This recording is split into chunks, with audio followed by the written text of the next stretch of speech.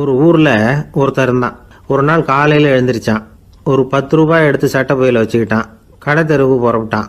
காய்கறி வாங்குறதுக்காக அவன் போகிறான். காய்கறி சந்தைக்கு போய் சேர்ந்தான். கத்திரிக்காய் 1/4 கிலோ கொடுங்கன்னான். கொடுத்தாங்க. காசு கொடுக்கறதுக்காக சட்டை பையில் கையை விட்டான். பணத்தை காணும். 10 ரூபாயை சட்டை பையில் வச்சுக்கிட்டு தான் வந்தான். அது இப்போ அங்கே இல்லை. வழியில் எங்கேயும் அது விழுந்துட்டு போட்டிருக்கு. அல்லது யாராவது திருடர்கள் தெரியாமல் அதை எடுத்துக்கிட்டு போட்டாங்களா என்னன்னு தெரியல. எப்படியோ 10 ரூபாயை அவன் இழந்துட்டான். கையில் காசு இல்லை. அதனால் கத்திரிக்காயை திருப்பி கொடுத்துட்டு கவலையோடு வீட்டுக்கு திரும்பி வந்தான். அதையே நினச்சிக்கிட்டு இருந்தான். அவனுக்கு துக்கம் அதிகமாக போச்சு. அழ ஆரம்பிச்சிட்டான். காய்கறிகள் வாங்கிட்டு வந்து ஆனந்தமாக சமைச்சு சாப்பிட்லாம்னு நினச்சோம். அது முடியாமல் போச்சேங்கிற கவலை அவனுக்கு. அதனால் அதை மறக்கவே முடியல. இது நடந்து கொஞ்ச நாள் ஆச்சு. அதே மனுஷன் இன்னொரு நாள் அதே மாதிரி புறப்பட்டான். பணத்தை எடுத்து பையில் வச்சுக்கிட்டான். காய்கறி சந்தையை நோக்கி போய்கிட்டு இருக்கிறான். இப்போ வழியில் ஒரு ஏழை பையனை பார்த்தான். தம்பி எங்கே போகிற அப்படின்னு கேட்டான். ஐயா பள்ளிக்கூடத்துக்கு போயிட்டுருக்கிறேன் அவன். சரி, அதுக்கே எவ்வளவு கவலையோடு போயிட்டுருக்கிற அப்படின்னு விசாரித்தான் அவன். ஐயா நான் ரொம்ப ஏழை, வீட்டில் வசதி இல்லை, பரீட்சைக்கு பணம் கட்டணும், இன்றைக்கி கடைசி நாள், என்ன செய்கிறதுன்னு தெரியலன்னா. இவன் பார்த்தான். தாங்கிட்ட இருக்கிற பணத்தை எடுத்து அந்த பையன்கிட்ட கொடுத்தான். இதை வச்சுக்கோ, உடனே பணத்தை கட்டு, நல்லா படி, பரீட்சை எழுது அப்படின்னு சொல்லிவிட்டு திரும்பி வந்துட்டான். வெறுங்கையோடு திரும்பி வந்தும் வீட்டில் கேட்குறாங்க எங்கே காய்கறின்னு வழக்கம் போல் கேட்டாங்க. இவன் நடந்ததை சொன்னான். இப்போ வீட்டில் இருந்தவங்க அவங்ககிட்ட ஒரு கேள்வி கேட்டாங்க. ஏங்க இதே மாதிரி முன்னாடி ஒரு தடவை காய்கறி வாங்க போய் வெறுங்கையோடு திரும்பி வந்தீங்க, இப்போவும் வெறுங்கையோடு தான் திரும்பி வந்திருக்கிறீங்க. ஆனால் முன்னாடி வந்தப்போ வருத்தமாக இருந்தீங்க, இப்போ உங்கள் முகத்தில் வருத்தம் தெரியலையே அப்படின்னு கேட்டிருக்கிறான். அதாவது வீட்டில் இருக்கிறவங்க கேட்டாங்களாம். இப்போ அந்த மனுஷன் யோசிக்க ஆரம்பித்தானான். இந்த 2 நிகழ்வுகளுக்கு என்ன வித்தியாசம்? போன தடவை அவன் பணத்தை இழந்தான், இந்த தடவை அவன் பணத்தை இழந்திருக்கிறான். போன தடவை யாரோ திருடிட்டு போயிட்டாங்க, இந்த தடவை அவனாவே ஒரு பையன் பேரில் இறக்கப்பட்டு எடுத்து கொடுத்துருக்குறான். அன்னைக்கு பணம் போயிட்டுதேன்னு வருத்தமாக இருந்தது, இன்றைக்கி பணம் போனாலும் மனசுக்கு மகிழ்ச்சியாக இருக்குது, நிறைவாக இருக்குது. கொஞ்சம் யோசிச்சு பாருங்கள். பணத்தை இழந்தது மகிழ்ச்சிக்கோ வருத்தத்துக்கோ காரணமாக இருக்க முடியாது.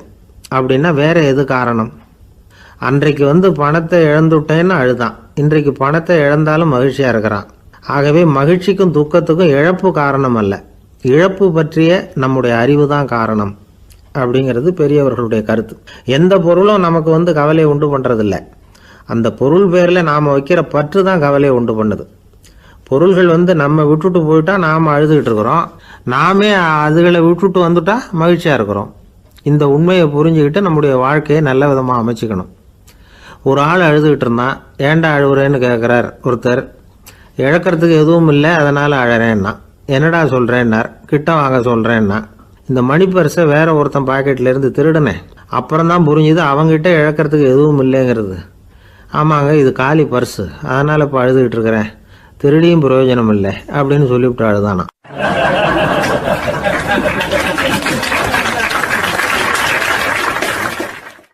ஒரே ஒரு ஊர், அந்த ஊருக்கு பேர் கொடையாளிப்பட்டி. அந்த பேருக்கு தகுந்த மாதிரி தான் அந்த ஊர் மக்களும். யார் என்ன கேட்டாலும் இல்லைன்னு சொல்லாமல் கொடுப்பாங்க. கொடையாளிகள் நிறைந்த ஊர். இனாமா மட்டும் இல்லை, கடனாகவும் பணம் கொடுப்பாங்க. யாருக்காவது அவசரமாக பணம் தேவைப்பட்டதுன்னு வச்சுக்கோங்க, அந்த ஊருக்கு போய் வாங்கிக்கலாம். பத்திரம் தேவையில்லை, சாட்சி தேவையில்லை, ஜாமீன் தேவையில்லை, எந்த உத்தரவாதமும் கேட்காம பணம் கொடுத்துருவாங்க.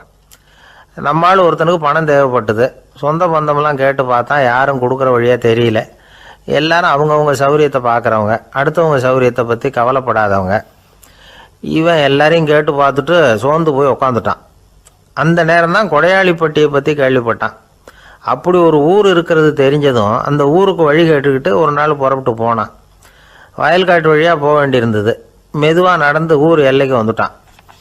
2 பக்கமும் விவசாய வேலைகள் மும்முரமாக நடந்துக்கிட்டு இருக்குது. ஏர் உழுதுகிட்டு இருக்கிறாங்க. அப்போ அங்கே ஒரு ஆளை பாம்பு கடிச்சுட்டுது. பக்கத்தில் வேலை செஞ்சுக்கிட்டு இருந்தவங்க ஓடி வந்தாங்க. அவசரமாக செய்ய வேண்டிய முதல் உதவியெல்லாம் செஞ்சு பார்த்தாங்க, பலன் இல்லை. அந்த ஆள் செத்து போட்டான். அவன் செத்து விட்டான்னு தெரிஞ்சதும் அவனை தூக்கி வரப்பு மேலே போட்டுட்டு எல்லாரும் அவங்கவுங்க வேலையை கவனிக்க ஆரம்பிச்சிட்டாங்க.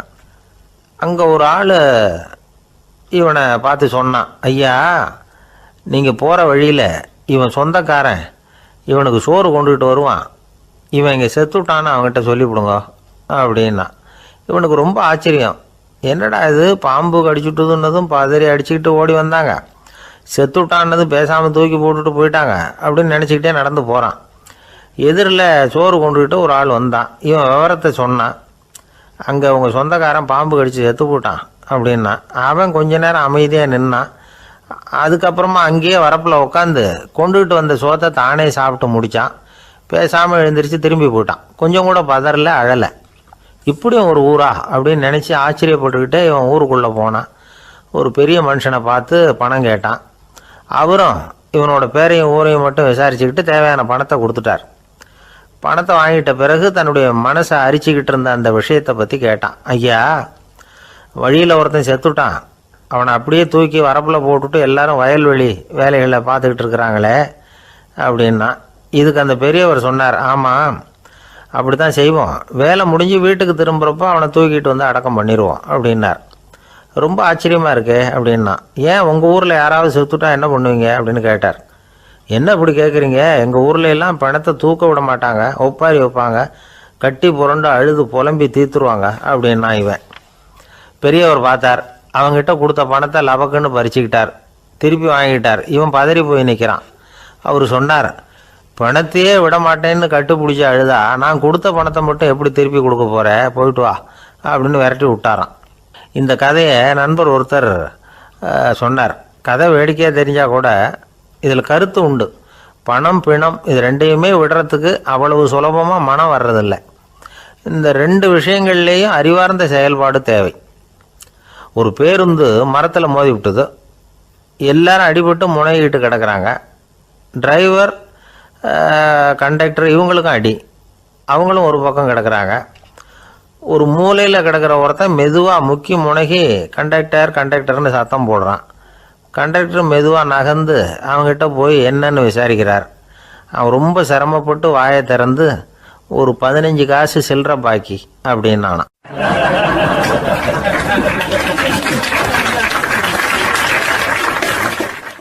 இப்பெல்லாம் நம்ம ஊரில் மாமியார் மருமகள் ஒருத்தர் நல்லா புரிஞ்சுக்கிட்டு நல்ல விதமாக தான் இருக்கிறாங்க பல இடத்துல.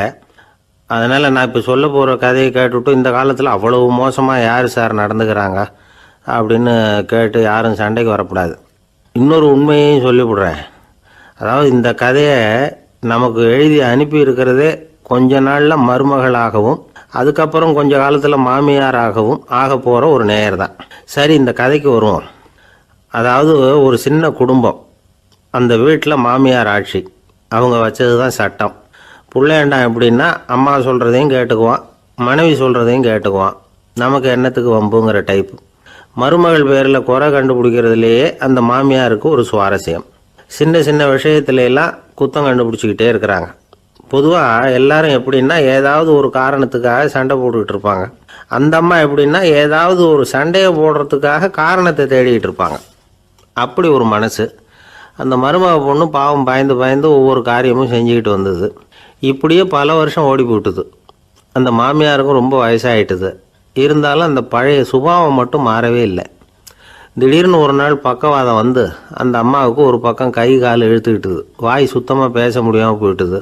சத்தம் மட்டும் வரும். ஒரு பக்கத்து கை காலை அசைக்க முடியும். பேசுகிறதெல்லாம் கையால் தான், அதாவது கை சைகையால். இப்படிப்பட்ட நிலைமையில் கூட அந்த பொண்ணு தண்ணியோ பாலோ இவங்க எதிரில் கொண்டாந்து வச்சா அதை வேணும்னே தட்டி விட்டுட்டு ஒம்பு வளர்க்குறது. அதுக்கப்புறம் அந்த பொண்ணு தரையை சுத்தப்படுத்தும்ல, அதை பார்த்து ரசிக்கிறது. இருந்தாலும் அந்த பொண்ணு இதையெல்லாம் பெருசுப்படுத்தாமல் ரொம்ப பொறுமையாக தான் இருந்தது.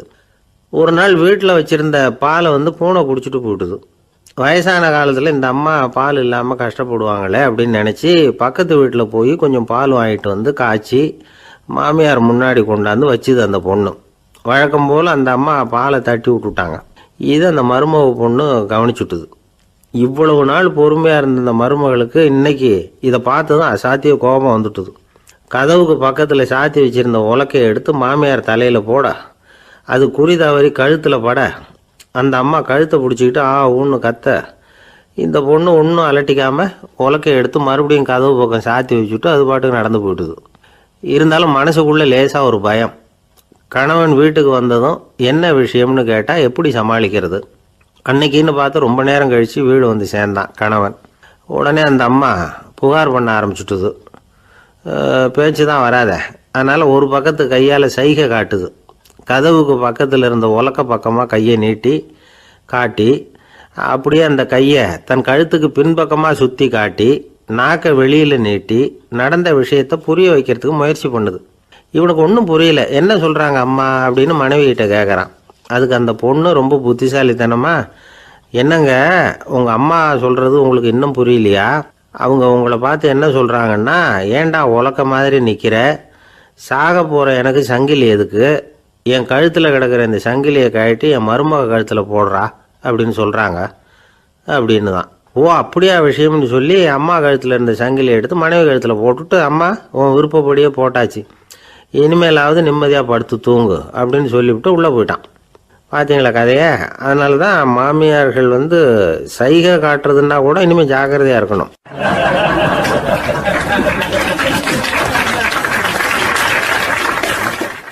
ஒரு பெரிய காடு, அந்த காட்டுக்கு மத்தியில் ஒரு ஆசிரமம். அங்கே ஒரு முனிவர் இருந்தார். பல இடங்கள்லேருந்து வர்ற குழந்தைகளுக்கு அவர் பாடம் சொல்லி கொடுத்துக்கிட்டு இருக்கிறார். ஏழை பணக்காரர் அப்படிங்கிற வித்தியாசம்லாம் கிடையாதுங்க. எல்லாரும் அவர்கிட்ட தங்கள் பிள்ளைகளை அனுப்பி வச்சாங்க. மன்னர்களுடைய பிள்ளைங்க கூட அங்கே அவர்கிட்ட தான் படிக்கிறதுக்கு வருவாங்க. ஆனால் அந்த முனிவரை பொறுத்த வரைக்கும் எல்லா பிள்ளைங்களும் ஒன்று தான். இது யார் வீட்டு பிள்ளைன்னெல்லாம் பார்க்க மாட்டார், எல்லாரும் சமம். மாணவர்கள்லாம் அங்கேயே மாத கணக்கில் வருஷ கணக்கில் தங்கியிருந்து பாடம் கற்றுக்கிட்டு போகிறது வழக்கம். அவராக பார்த்து போன்னு சொல்கிற வரைக்கும் அங்கேயே இருக்கணும், படிக்கணும். குருகுல வாசம். ஒரு சமயம் ஒரு ராஜகுமாரனும் அவர்கிட்ட படிச்சுக்கிட்டு இருந்தான். அவனுக்கு ஒரு 15 வயசு இருக்கும். சில வருஷம் கழித்து இந்த முனிவர் தன்கிட்ட இருக்கிற மாணவர்களுக்கெல்லாம் பரீட்சை வச்சார். அவங்களுடைய அறிவு முதிர்ச்சியை கணிக்கிறதுக்காக பல சோதனைகள்லாம் வச்சார். ஒவ்வொருத்தராக பார்த்து, இனிமேல் நீங்கள் உங்கள் வீட்டுக்கு போகலாம் அப்படின்னு சொல்லி அனுப்பி வச்சுக்கிட்டு இருக்கிறார். எல்லாரும் போயிட்டாங்க. கடைசியாக மிஞ்சி இருந்தது ஒரே ஒரு மாணவன். அவனை மட்டும் வீட்டுக்கு அனுப்பல. யார் அந்த பையன் தெரியுமா? அவன்தான் அந்த ராஜகுமாரன். ராஜகுமாரனுடைய தந்தைக்கு, அதுதான் அந்த ராஜாவுக்கு, அங்கே வயசு ஏறிக்கிட்டே போகுது. என்ன இது படிக்க போன பையன் இன்னும் திரும்பி வரலையே அப்படின்னு நினச்சார். வந்துட்டா சீக்கிரமாக அவனுக்கு பட்டம் கட்டிவிட்டு நாம் விலகிக்கலாமே அப்படின்னு நினச்சாரு. கல்யாணம் வேற பண்ணி பார்க்கணும் பையனுக்கு. ஆனால் பையன் வர்ற வழியை காணும். ராஜா பார்த்தார். சரி நேர்லேயே போய் என்னன்னு தெரிஞ்சுட்டு வந்துடுவோம் அப்படின்னு காட்டுக்கு புறப்பட்டார். அங்கே போய் முனிவரை பார்த்தார். முனிவர் இவரை அன்பாக வரவேற்று உட்கார வச்சார். அதுக்கப்புறம் ராஜா மெதுவா, எல்லாரையும் வீட்டுக்கு அனுப்பி வச்சுட்டிங்களாமே, ஏன் பிள்ளைய மட்டும் அப்படின்னு சொல்லி மெதுவாக இழுத்தார். முனிவர் இதுக்கு உடனே பதில் சொல்லலை. ராஜாவை கூப்பிட்டுட்டு போய் விருந்தினர் குடிசையில் தங்க வச்சார். அதுக்கப்புறம் சொன்னார், உங்கள் மகன் எல்லா பாடங்கள்லேயும் முதல் இடம் வாங்கியிருக்கான். இப்படி முதலாவதாக வர்ற மாணவனுக்கு நாங்கள் இன்னொரு தேர்வு வைக்கிறது வழக்கம். அதுலேயும் அவன் முதலாவதாக வந்துட்டான்னா அவன் ஒரு பெரிய வித்வான் அப்படிங்கிற கௌரவத்தை அடைஞ்சிருவான் அப்படின்னார். அதாவது முனிவர் அப்படி சொல்கிறார். அப்படி சொல்லிவிட்டு போயிட்டார் அவர். ராஜா அங்கேயே தங்கிட்டார். ராத்திரி படுத்து தூங்கினார். காலையில் எழுந்திரிச்சு அந்த குடிசைக்கு வெளியில் வந்தார் பல்லு விளக்கிறதுக்காக. அந்த சமயத்தில் தூரத்தில் ஒருத்தன் ஒரு கையில் கோடாலியை வச்சுக்கிட்டு தலையில் ஒரு பெரிய விறகு கட்டை சுமந்துக்கிட்டு வந்துக்கிட்டு இருக்கிறது மாதிரி தெரிஞ்சது. யாராவது விறகு வெட்டியாக இருக்கும் அப்படின்னு நினச்சார் ராஜா. கிட்ட வந்ததும் உத்து பார்க்குறாரு. பார்த்தா அது தன்னோட புள்ள. திகைச்சு போயிட்டார். என்ன இது, ஒரு ராஜகுமாரனை கூட இது மாதிரி வேலையெல்லாம் செய்ய சொல்கிறாங்களே அப்படின்னு நினச்சார். ராஜகுமாரன் விறகு கட்டை கொண்டுகிட்டு போய் கொல்லை பக்கம் வச்சான். அந்த சமயம் முனிவர் அங்கே வந்தார். என்ன மகனே, விறகு வெட்டிட்டு வந்துட்டியா? சரி, இப்போ ஒரு துடைப்பத்தை எடுத்துக்கோ, விருந்தினர் குடிசையின் வாசல் பக்கத்தை கூட்டி பெருக்கி சுத்தம் பண்ணு போ அப்படின்னார். அப்படியே செய்கிறேன் குருவே அப்படின்னு சொல்லிவிட்டு போனான். சுத்தம் பண்ண ஆரம்பிச்சிட்டான். ராஜா பார்த்தார் இதை. உடனே ஓடியாந்தார். மகனே, என்ன காரியம் பண்ணுற, துடைப்பத்தை கீழே போடுனார். இப்போ அந்த ராஜகுமாரன் சொல்கிறான், தந்தையே, இது என்னுடைய குருதேவரோட உத்தரவு. இங்கே நான் ஒரு மாணவன். இங்கே அரசனும் ஒன்று தான், ஆண்டியும் ஒன்று தான். குருதேவர் சொல்கிறத மறுக்காமல் செய்கிறது தான் எங்கள் கடமை அப்படின்னா. இந்த சமயம் முனிவர் அங்கே வந்தார். இவனை முதுகில் தட்டி கொடுத்தார். அப்புறம் ராஜா கிட்ட சொன்னார், அரசே, உங்கள் புள்ள எங்கள் கடைசி தேர்வுலையும் வெற்றி பெற்றுட்டான். பணிவு தான் மாணவர்களின் மிக உயர்ந்த குணம். குருநாதர் சொல்றது மனசுக்கு பிடிக்கலன்னா கூட மறுக்காம செய்யணும். அப்படி செய்யறதுனால எதை செய்யலாம் எதை செய்யக்கூடாது அப்படிங்கிற விவேகம் அவங்களுக்கு வந்துடும். செய்யக்கூடாததை கூட பெரியவங்க சொல்லிவிட்டா செஞ்சு தான் ஆகணும் அப்படிங்கிற பணிவு அவங்களுக்கு வந்துடும். இந்த குணம் வந்துட்டுதுன்னா அவங்க எத்தனை கடினமான வேலையாக இருந்தால் கூட ரொம்ப சுலபமாக செஞ்சு முடிச்சிருவாங்க. தூக்கத்திலேயும் அப்புறம் துக்கத்திலேயும் தோண்டு போட மாட்டாங்க. இந்த பணிவும் விவேகமும் அவங்கக்கிட்ட மன உறுதியை ஏற்படுத்தும். அந்த உறுதி உங்கள் பையனுக்கு வந்தாச்சு. இனிமேல் அவனை நீங்கள் அழைச்சிட்டு போகலாம். அவன் நிச்சயமாக பேரும் புகழும் பெறுவான் அப்படின்னார். ராஜா அவரை பார்த்து, குருதேவா புரிஞ்சுக்கிட்டேன், என்னை மன்னிக்கணும் அப்படின்னாரு. அதுக்கப்புறம் மகனை அழைச்சிக்கிட்டு நாட்டுக்கு திரும்பி வந்துட்டார். இந்த கதையை இன்று ஒரு தகவலில் சொல்லுங்கள் சார், உங்கள் நிகழ்ச்சியில் சொல்லுங்கள் சார் அப்படின்னு சொல்லி மாணவர்கள் கேட்டால் பணிவாக இருக்கிறது எப்படி அப்படிங்கிறத புரிஞ்சுக்குவாங்க அப்படின்னு சொன்னார் ஒருத்தர். சரி சொல்லுவோம், அதுக்கு முன்னாடி நேர்லேயே ஒரு பையன்கிட்ட சொல்லி பார்க்கலாமே அப்படின்னு தோணுச்சு. உடனே ஒரு பையனை கூப்பிட்டோம். ஏன்பா உங்கள் வாத்தியார் உனக்கு இது மாதிரி ஒரு பரீட்சை வச்சா என்ன பண்ணுவேன் அப்படின்னு கேட்டோம். நானும் அப்படி தான் சார் நடந்துக்குவேன், விறகு வெட்டுவேன், தொடப்பத்தினால கூட்டி சுத்தம் பண்ணுவேன், உடனே செஞ்சு முடிச்சிருவேன் சார் அப்படின்னா. பலே பரவாயில்லையே அப்படின்னோம். ஆமாம் சார், அப்படி செஞ்சால் தானே வீட்டுக்கு அனுப்புவார், இல்லைன்னா இன்னொரு வருஷம் இங்கேயே இருந்து படின்னு சொல்லி விடுவார், அதனால் அப்படி செய்வேன் அப்படிங்கிறான் அந்த பையன்.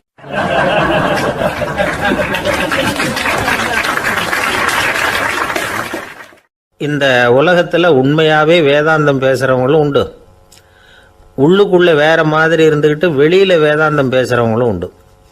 ஒரு ஆள் இருந்தார். அவரும் ஒரு கடை வச்சு வியாபாரம் பண்ணிக்கிட்டு இருந்தார். மகா கஞ்சன், யாருக்கும் எந்த உதவியும் செய்ய மாட்டார். எச்சில் கையென்ன ஈர கையை கூட உதற மாட்டார். அப்படிப்பட்ட மனுஷன். அந்த ஊருக்கு ஒரு முனிவர் வந்துக்கிட்டு இருந்தார். வருஷத்துக்கு ஒரு தடவை வருவார். ஒரு நாள் 2 நாள் இருப்பார், அப்புறம் போயிடுவார். அந்த முனிவர் வர்றப்போலாம் இந்த ஆள் எழுந்திரிச்சு ஓடி போய் அவரை வரவேற்பான். ரொம்ப பெரிய வேதாந்தி மாதிரி அவர்கிட்ட பேசிக்கிட்டு இருப்பான். காயமே இது பொய், வெறும் காற்றடைத்த பையும்மா, தர்மம் தலைகாக்கும்மா. பணம் என்ன சார் பணம், இன்னைக்கு ஒருத்தன் கையில் இருக்கும், நாளைக்கு ஒருத்தன் கையில் இருக்கும், எல்லாம் மாயம். எனக்கு தான் இன்னமும் இந்த சம்சார பந்தத்திலிருந்து விடுபடுறதுக்கு நேரம் வரலேம்மா. அந்த முனிவரும் இந்த ஆள் இப்படி சொல்கிறத கேட்ட உடனே, ஏப்பா அப்படி சொல்கிற, இப்போ கூட நீ சரின்னு சொல்லு, உனக்கு தீட்சை கொடுத்து இதிலேருந்து விடுபடுற ஞானத்தை போதிக்கிறேன் பார். உடனே அந்த ஆள் என்ன சொல்லுவான் தெரியுமா? ஐயோ சாமி, இப்போ அது எப்படிங்க முடியும், பிள்ளைங்கள்லாம் சின்ன சிறுசுங்க, அதுகளுக்கெல்லாம் ஒரு கல்யாணம் காட்சின்னு செஞ்சு கடமையை முடிச்சுட்டா நீங்கள் சொல்கிறபடி செஞ்சு விடலாமா. சரின்னு முனிவர் போயிடுவார். அடுத்த வருஷம் வருவார். இவன் வழக்கம் போல் வேதாந்தம் பேசுவான். சரி தீட்சை கொடுக்குறேன் வா அம்பார். பேரம்பேத்தியை பார்க்கணும், கோர்ட்டில் கேஸ் ஒன்று இருக்குது, அது முடியணும் அப்படின்னு தயங்க ஆரம்பிச்சிருவான். எல்லாம் சொல்லுவான், ஆனால் குடிக்கிறதுக்கு தண்ணி கூட கொடுக்க மாட்டான். ரொம்ப வருஷம் கழித்து மறுபடியும் ஒரு நாள் அந்த ஊருக்கு முனிவர் வந்தார். இவன் கடைக்கு வந்தார். அப்புறம் அங்கே கல்லாவில் நம்ம ஆள் இல்லை, அவன் புள்ள தான் உட்காந்துருக்கிறான். அப்பாவை போலவே பிள்ளையும் எழுந்திரிச்சு ஓடியாந்து முனிவரை வரவேற்றான். அப்பா எங்கன்னு விசாரிச்சார் முனிவர். ஐயோ அதை ஏன் கேட்குறீங்க சாமி, உங்ககிட்ட தீட்சை வாங்கி இந்த சம்சார பந்தத்திலேருந்து விடுதலை பெறணும்னு சொல்லிக்கிட்டே இருப்பார், அது நிறைவேறாமலே போய் சேர்ந்துட்டார். போன மாதம் ஒரு நாள் திடீர்னு நெஞ்சு வலிக்குதுன்னார், அவ்வளோதான் போட்டுன்னு போயிட்டார் அப்படின்னு புலம்புனான் பையன். இதை கேட்டதும் முனிவர் சிரிச்சாரான். அவன் எங்கடா போவான், உன் அப்பா எங்கேயும் போகல, இதோ வாழை ஆட்டிக்கிட்டு உன் காலடியிலே இருந்துகிட்டு இருக்கான் பார் அப்படின்னு சொல்லி அங்கே நின்றுக்கிட்டு இருந்த ஒரு நாயை சுட்டி காட்டினாரான். என்ன சாமி சொல்கிறீங்க அப்படின்னு ஆச்சரியமாக கேட்டிருக்கான் பையன். உடனே முனிவர் அந்த நாயோட தலையில் ஒரு தட்டு தட்டி பேசுகிறா அப்படின்னாரான். உடனே அந்த நாய் வேதாந்தம் பேச ஆரம்பிச்சுட்டு தான். காயமே இது போய் வெறும் காற்றடைத்த பை அப்படின்னு தான். முனிவர் சொன்னார், அடே இப்போவும் ஒன்றும் கெட்டு போகல, நீ விரும்புனா சொல்லு, உனக்கு தீட்சை கொடுத்து என் பின்னாடியே அழைச்சிட்டு போயிடுறேன், அங்கே அழைச்சிட்டு போய் உனக்கு ஞானத்தை போதிக்கிறேன், வர்றியா அப்படின்னு கேட்டிருக்கார்.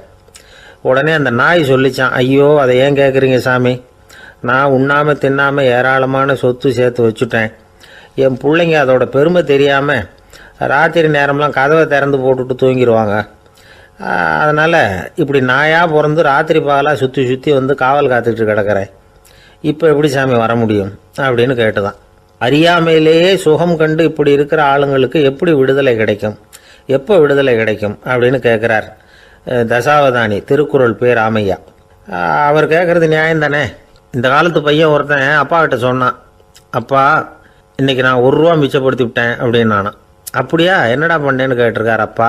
டவுன் பஸ்ஸில் ஏறாமல் அது பின்னாடியே ஓடியாந்தேன், 1 ரூபா மிச்சம் தானே அப்படின்றான்.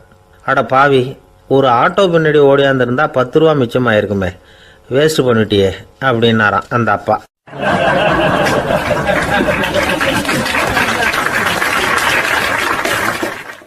பிரிட்டிஷ் ஆட்சி நடந்துகிட்டு இருந்த காலம் 1920களின் கடைசி. அப்போ நடந்த ஒரு உண்மை நிகழ்ச்சி இது. ஒரு கல்யாண மாப்பிள்ளை ரயிலில் இறங்க போகிறார். அவரை வரவேற்க ஒரு ராஜ குடும்பமே காத்துக்கிட்டு இருக்குது. மங்களூர்லேருந்து இறங்குற அந்த மாப்பிள்ளை யார் தெரியுமா? ஒரு நாய். உண்மைதான், அந்த நாய்க்கு தான் கல்யாணம். சுதேசி சமஸ்தானத்து மன்னர்களில் ஒருத்தர் ஜூனாகட் மகாராஜா. அவரோட வளர்ப்பு நாய் ரோஷனாரா. அதுக்கு கல்யாணம் பண்ணி வைக்கணும்னு ஆசைப்பட்டார். மாப்பிள்ளை தேடினார். மங்களூர் மகாராஜாவோட வளர்ப்பு நாய் ஒன்று இருந்தது, பேர் பாபி. இது ரெண்டுக்கும் கல்யாணம் நடத்த முடிவு பண்ணார். திருமணத்துக்கு வேண்டிய எல்லா ஏற்பாடுகளையும் பண்ணுங்க அப்படின்னு உத்தரவு போட்டார். ஆயிரக்கணக்கான அழைப்புதழ்கள், பல சமஸ்தான மன்னர்கள், ஜமீன்தார்கள், பிரிட்டிஷ் அதிகாரிகள், பெரிய பணக்காரங்க, இப்படி நிறைய பேருக்கு அழைப்புதழ்கள் அனுப்பி வச்சாங்க. பத்திரிகையை பார்த்தவங்கெல்லாம் திகைச்சு போயிட்டாங்களாம். இருந்தாலும் என்ன பண்ணுறது, ராஜாவே அழைக்கிறார், போகாமல் இருக்க முடியுமா? அந்த சமயத்தில் நாட்டின் கவர்னர் ஜெனரலாக இருந்தவர் இர்வின் பிரபு. அவருக்கும் ஒரு பத்திரிக்கை போயிருக்குது. வாங்கி பார்த்ததும் அவருக்கு பயங்கர எரிச்சல். உடனே குப்பை தொட்டியில் போட்டுவிட்டாராம். மாட்சிமை தங்கிய பிரிட்டன் சக்கரவர்த்தியின் பிரதிநிதியான தன்னை கேவலம் ஒரு நாயின் திருமணத்துக்காக அழைக்கிறதா அப்படின்னு அவருக்கு ஆத்திரம். இருந்தாலும் கல்யாணம் பிரமாதமாக நடந்துதான். கல்யாணத்தன்னைக்கு பொண்ணுக்கு ஸ்பெஷல் குளியல், தண்ணீருக்கு பதிலாக வாசனை திரவியங்கள், பன்னீர், குளித்ததுக்கு அப்புறம் அலங்காரம், வைர மாலை, முத்து மாலை, ஏகப்பட்ட அலங்காரம். மாப்பிள்ளையை அழைக்கிறதுக்கு ரயில்வே ஸ்டேஷனில் ராஜ குடும்பமே காத்துக்கிட்டு இருக்குது. அவங்களோட வளர்ப்பு நாய்கள் 250. அத்தனை நாய்களுக்கும் பட்டு துணி போத்தி இருக்குது. முத்து வடங்கள் அணிவிச்சிருக்கிறாங்க. எல்லாம் ராஜ நாய்கள். அதுகளையும் வீதியில் நடக்க விடலையாம். அதுகளை சுமந்துக்கிட்டு போக அலங்கரிக்கப்பட்ட யானைகள் காத்துக்கிட்டு இருக்குதான். மாப்பிள்ளைக்கு வரவேற்பு எப்படி தெரியுமா? அது நடந்து வர்ற பாதை பூரா ரத்தன கம்பளம் விரிச்சிருக்குது. 2 பக்கமும் ராஜாங்க அதிகாரிகள் கைகட்டி நிற்கிறாங்க. அரசு படை வீரர்கள் அணிவகுப்பு மரியாதை செலுத்துகிறாங்க. அந்த நாய் ராஜ மரியாதையோடு நடந்து வருது. நகையெல்லாம் போட்டுக்கிட்டு வருது. திருமண மண்டபத்துக்கு சேருது. அங்கே கல்யாணம் அமோகமாக நடக்குது. இந்த திருமணத்தை முன்னிட்டு அந்த ஜூனாகட் சமஸ்தானத்துக்கு 3 நாள் விடுமுறை வேறு. கல்யாணத்துக்கு வந்திருந்தவங்களுக்கெல்லாம் ஏக தடபுடலாக விருந்து, நாட்டியம் எல்லாம் பிரமாதமாக நடந்து தான். இந்த கல்யாணத்தில் கலந்துக்க வந்திருந்த மற்ற சமஸ்தானத்து மன்னர்கள், தீவான்கள், அரச குடும்பத்தினர், இப்படி அவங்க 700 பேராம். அவங்க போகிறதுக்காக விசேஷ ரயில்கள்லாம் வேற விட்டுருக்காங்க. கல்யாணம் முடிஞ்சதும் அந்த நாய் தம்பதிகளோட பெரிய பெரிய மன்னர்கள்லாம் ஒன்றா உட்காந்து சாப்பிட்டாங்களாம்.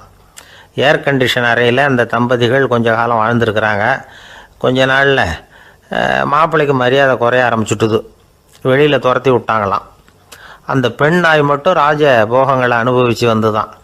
இந்த கல்யாணத்தை பார்த்துட்டு தொடர்ந்து மற்ற சமஸ்தானத்து மன்னர்களும் நாய் திருமணங்கள் நடத்த ஆரம்பிச்சுட்டாங்களாம். இது உண்மையில் நடந்திருக்குது. இப்படி அது இருக்கட்டும். இப்போ நம்ம கதைக்கு வருவோம். ஒரு ராஜாவுக்கு ரொம்ப நாள் கழித்து ஒரு குழந்தை பிறந்து தான். அரண்மனை ஜோசியரை கூப்பிட்ருக்கார் ராஜா. ஜோசியரே, என் மகன் வருங்காலத்தில் சிறந்த வாழ் வீரனாக வரணும்னு ஆசைப்படுறேன். வருவானாங்கிறத கொஞ்சம் பார்த்து சொல்லுங்களேன் அப்படின்னாராம். ஜோசியர் சொன்னார், மன்னா, உங்கள் புள்ள வாழ் வீரனாக வர்றது கஷ்டம். ஆனால் அவரும் உங்களை மாதிரியே நாய்க்குட்டிகள் பேரில் பிரியமாக இருப்பார். அதுகளுக்கு கல்யாணமும் பண்ணி வைப்பார் அப்படின்னாராம். அது எப்படி கண்டுபிடிச்சிங்க அப்படின்னு கேட்டிருக்கார் ராஜா. அரசே, உங்கள் பிள்ளைக்கு வாழ் மேலே உள்ள பிரியத்தை காட்டிலும் நாய் மேலே உள்ள பிரியம் அதிகங்கிறதுக்கான அறிகுறி இப்போவே தெரியுது.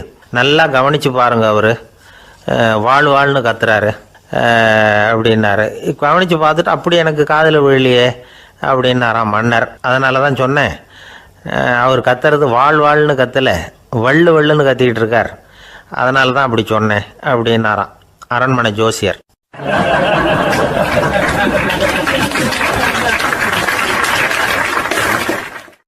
ஒரு கடற்கரை ஓரம், அங்கே ஒரு சின்ன கிராமம்.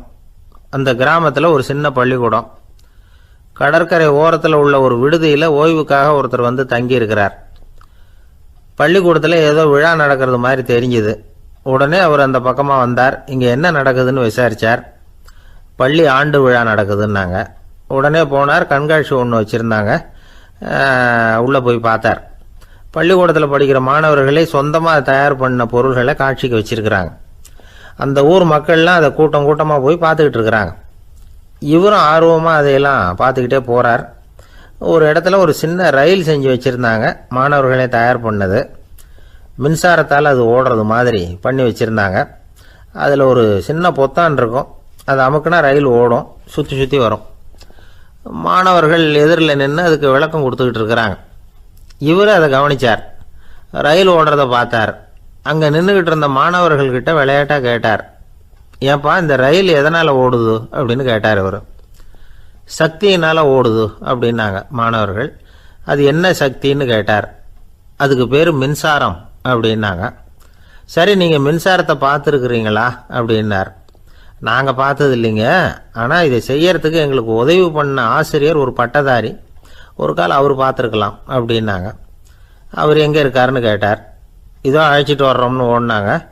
அவரை அழைச்சிட்டு வந்தாங்க. அவர்கிட்ட ஒரு பெரியவர் கேட்டார், மின்சாரத்தை நீங்கள் பார்த்துருக்குறீங்களா அப்படின்னு. மின்சாரத்தை பார்க்குறதாவது நான் பார்த்ததே இல்லை. நான் பார்த்தது அது செயல்படுற விதத்தை தான். அது விளக்கை எரிய வைக்குது, ரயிலை ஓட வைக்குது, இது மாதிரி எத்தனையோ எந்திரங்களை செயல்பட வைக்குது. ஆனால் உண்மையிலேயே அது என்னன்னு எனக்கு தெரியாது. ஒருவேளை இந்த பள்ளிக்கூடத்து தலைமை ஆசிரியருக்கு தெரிஞ்சிருக்கலாம், ஏன்னா அவர் ஒரு மேல்நிலை பட்டதாரி அப்படின்னாராம் அவர். சரின்னு போய் தலைமை ஆசிரியரை கூப்பிட்டுக்கிட்டு வந்தாங்க. அவர்கிட்டையும் இதே கேள்வியை கேட்டாராம் அவர்.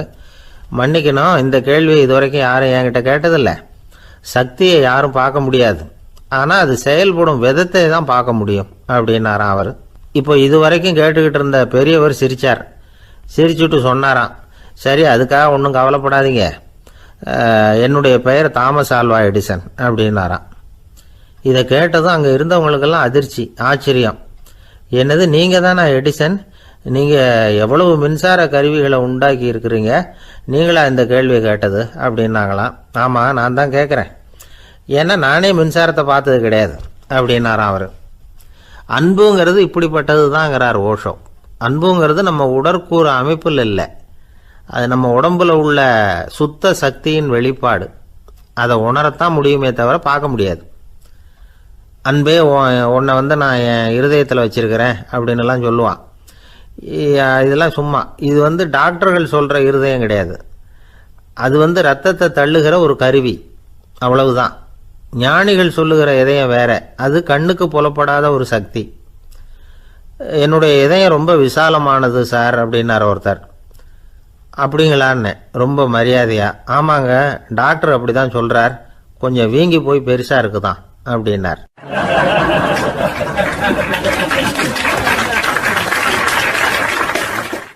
உங்கள் பையன் எப்படி சார் இருக்கான் அப்படின்னு விசாரித்தார் ஒருத்தர். அவன் என்ன சார், எதை சொன்னாலும் காதில் வாங்க மாட்டேங்கிறான், அவன் பாட்டுக்கு போகிறான் வர்றான் அப்படின்னு சொல்லி அழுத்துக்கிட்டார் அப்பா.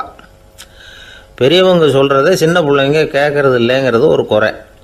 பெரியவங்க சொல்கிறது சின்ன பிள்ளைங்க காதிலேயே விழறது இல்லைங்கிறது ஒரு குறை. இது கொஞ்சம் சீரியஸான விஷயம், கவனித்து பார்க்கணும். ஒரு குழந்தைக்கு காது சரியாக கேட்குதா இல்லையா அப்படிங்கிறத நாம் தான் கவனித்து பார்த்து கண்டுபிடிக்கணும்.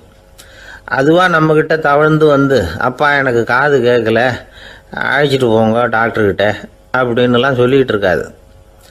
அது சரி, ஒரு குழந்தைக்கு காது சரிவர கேட்குதா இல்லையா அப்படிங்கிறத முன்கூட்டியே நாம் தெரிஞ்சுக்கிறது எப்படி? அதுக்கு சில வழி இருக்குது. உங்கள் குழந்தைய கொஞ்சம் அப்படி கவனித்து பாருங்கள். அடிக்கடி ஜலதோஷம், காதில் அரிப்பு ஏற்படுதா, மூக்கு விரிவாகவும், அப்புறம் டான்சில், அடினாய்டு, சத அழற்சி, இது மாதிரி ஏதாவது இருக்கா, வாயிலிருந்து எச்சில் ஒழுகுதா, குழந்தை வாயினால் சுவாசிக்குதா, பற்கள் முன்னாடி தள்ளி வளருதா, இதெல்லாம் அதுக்கு அறிகுறி.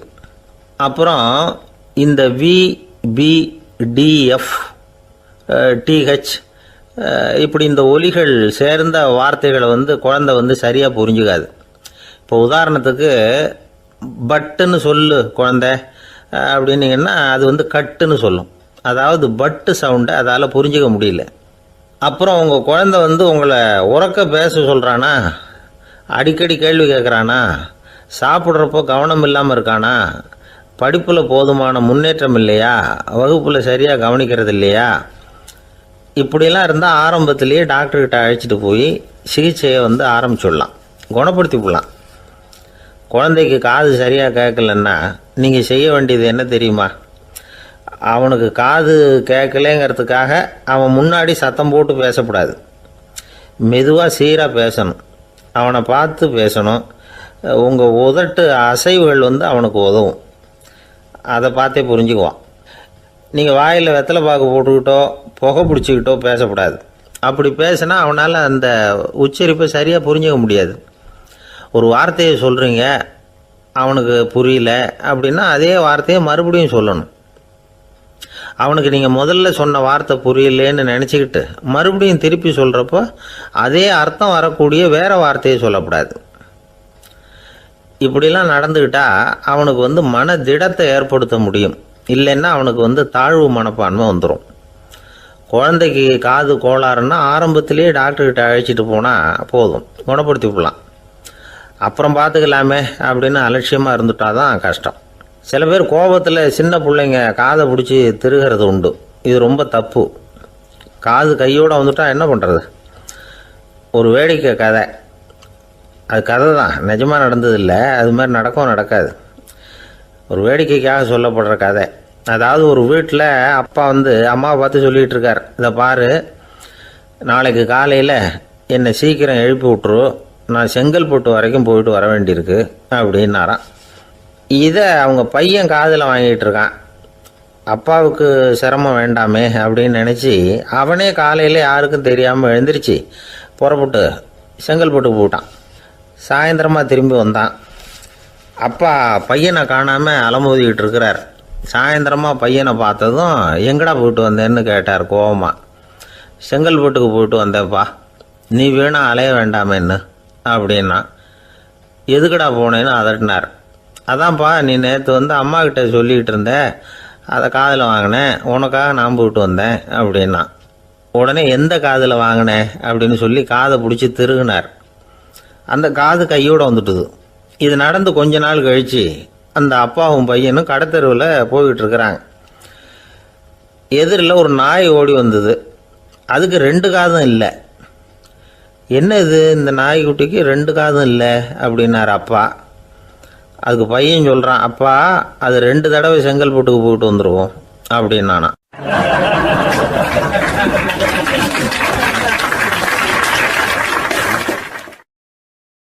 ஒரே ஒரு ஊரில் ஒரு அம்மா இருந்தாங்க. அந்த அம்மாவுக்கு ஒரே ஒரு பிள்ளையாண்டான். அவனுக்கு ரொம்ப அக்கறையோடு கல்யாணம் பண்ணி வச்சாங்க. கல்யாணம் முடிஞ்சதும் மருமக பொண்ணு வீட்டுக்கு சேர்ந்தது. அப்பாடா, என் கடமை முடிஞ்சது, இனிமேல் அக்கடான்னு எங்கேயாவது ஒரு மூலையில் படுத்து கிடக்கலாம் அப்படின்னு நினச்சாங்க அந்த அம்மா. ஆனால் நினைக்கிறபடி எங்கே நடக்குது? அதுக்கப்புறம் தான் பிரச்சனையே ஆரம்பமாச்சு. மருமகள் குணம் சரியில்லை, ஒரு மாதிரி.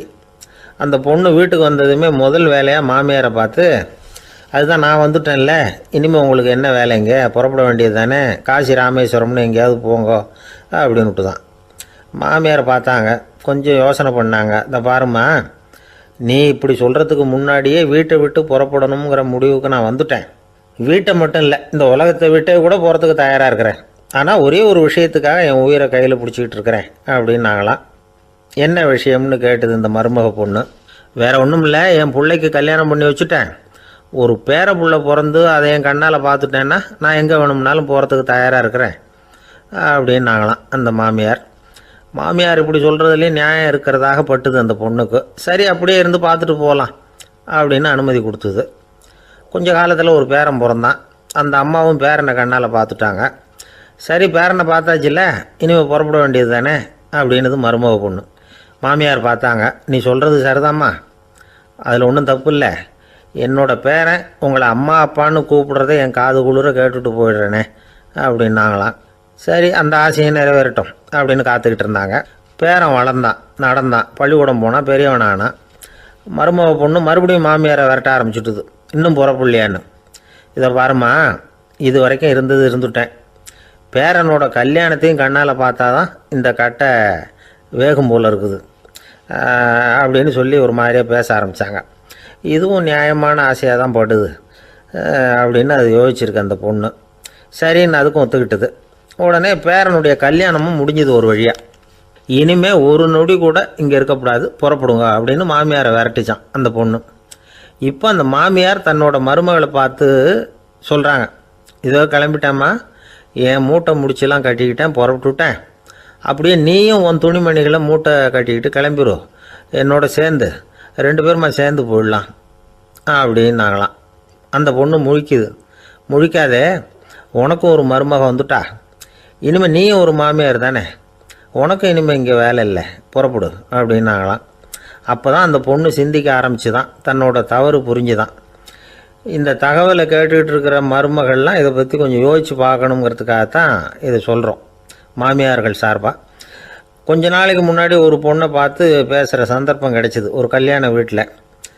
அந்த பொண்ணு சொல்லிச்சு, சார் எனக்கு கல்யாணம் ஆகி 15 வருஷம் ஆகுது, நான் மாமியார்கிட்ட சண்டை போட்டதே இல்லை அப்படின்னு ரொம்ப அடக்கமாக சொல்லிச்சு. அது எப்படிம்மா சாத்தியமாச்சுன்னு கேட்டோம்.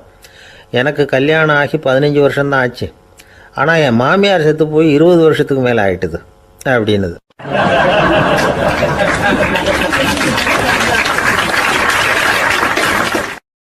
ஒரு அப்பாவுக்கு 2 பிள்ளைங்க. மூத்தவன் ரொம்ப அடக்கம், அப்பா எது சொன்னாலும் கேட்பான், பெரியவங்களுக்கு கீழ்ப்படிஞ்சு நடப்பான். இளையவன் அப்படி இல்லை, தான் நினச்சதை தான் சொல்லுவான், செய்வான். அடுத்தவங்க சொல்கிறத கேட்க மாட்டான், அடங்கி நடக்க மாட்டான். இந்த 2 பேரில் யாரை உங்களுக்கு பிடிக்கும்? பெரியவனை தான் பிடிக்கும், ஏன்னா அவன் தான் சொல்கிற பேச்சை கேட்குறவன் அப்படின்னு சொல்லுவீங்க. ஆனால் ஒரு ஞானி என்ன சொல்கிறார் தெரியுமா? ஒரு குழந்தை அதன் அறிவுக்காக மதிக்கப்பட வேண்டுமே தவிர அதனுடைய கீழ்ப்படியும் தன்மைக்காக அல்ல அப்படிங்கிறார்.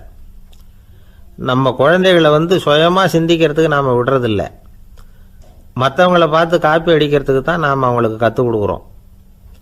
புகழ்பெற்ற மனிதர்கள் சிலருடைய பேரை சொல்லி நீயும் அவர் மாதிரி ஆகணும், இவர் மாதிரி ஆகணும் அப்படின்னு சொல்லிகிட்டே இருக்கிறோம். குழந்தைகள் தங்களுடைய தனித்தன்மையை வளர்த்துக்கிறதுக்கு நாம் தடையாக இருக்கிறோம்.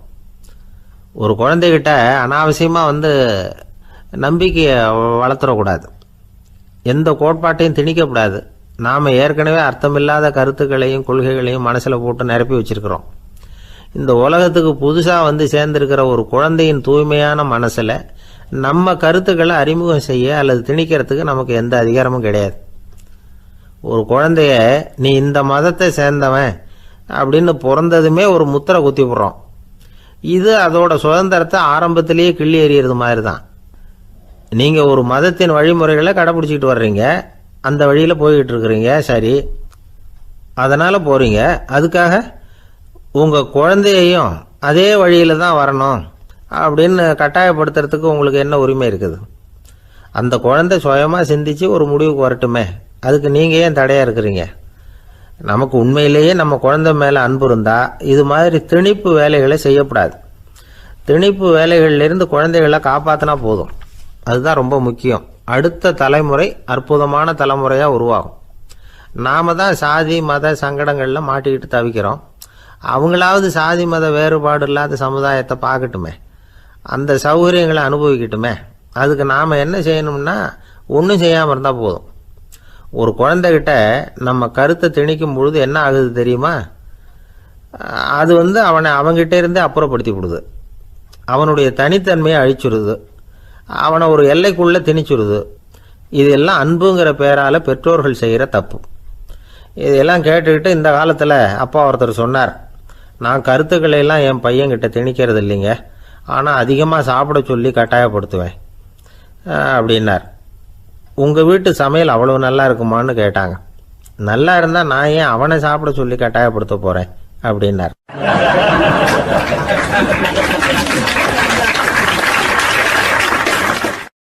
லோகமானிய பாலகங்காதர திலகர் இருந்தார்ல, அவருக்கு 15 வயசுலேயே கல்யாணம் நடந்துதான். மனைவி பேர் தபிபாய், ரொம்ப பெரிய குடும்பத்து பொண்ணு, நல்ல குணம். அவங்க குடும்பம் நடத்திக்கிட்டு இருக்கிறாங்க. அந்த காலத்தில் திருடர்கள் பயம் அதிகம். இந்த காலத்தில் மட்டும் என்னன்னு கேட்குறீங்களா? நீங்கள் கேட்குறது நியாயம்தான். இருந்தாலும் இந்த காலத்து திருடனுக்கும் அந்த காலத்து திருடனுக்கும் ஒரு முக்கியமான வித்தியாசம் உண்டு. அதாவது அந்த காலத்து திருடன்லாம் நியாயம் அநியாயம் பார்க்குறது உண்டு, இந்த காலத்தில் அப்படி பார்க்குறது இல்லை. அந்த காலத்தில் திருட வர்றவங்கள்ட்ட கூட ஒரு தார்மீக உணர்வு உண்டாம். அதாவது அப்போ உள்ள கொள்ளைக்காரங்க எதை களவாடினாலும் சரி, அரிசியை மட்டும் களவாடுறது இல்லையா, அப்படி ஒரு கொள்கை. அதனால் பாருங்கள், அந்த காலத்து பெண்கள் வந்து நகை நட்டுகளை பத்திரமா வைக்கணும்னா பெட்டியில் வைக்கிறதில்ல, அரிசி பானையில் போட்டு வச்சு விடுறது. இப்போல்லாம் பேங்க்கில் வந்து சேஃப்டி லாக்கர்னு இருக்குல்ல, அது மாதிரி அந்த காலத்தில் வந்து சேஃப்டி லாக்கருங்கிறது அரிசி பானை.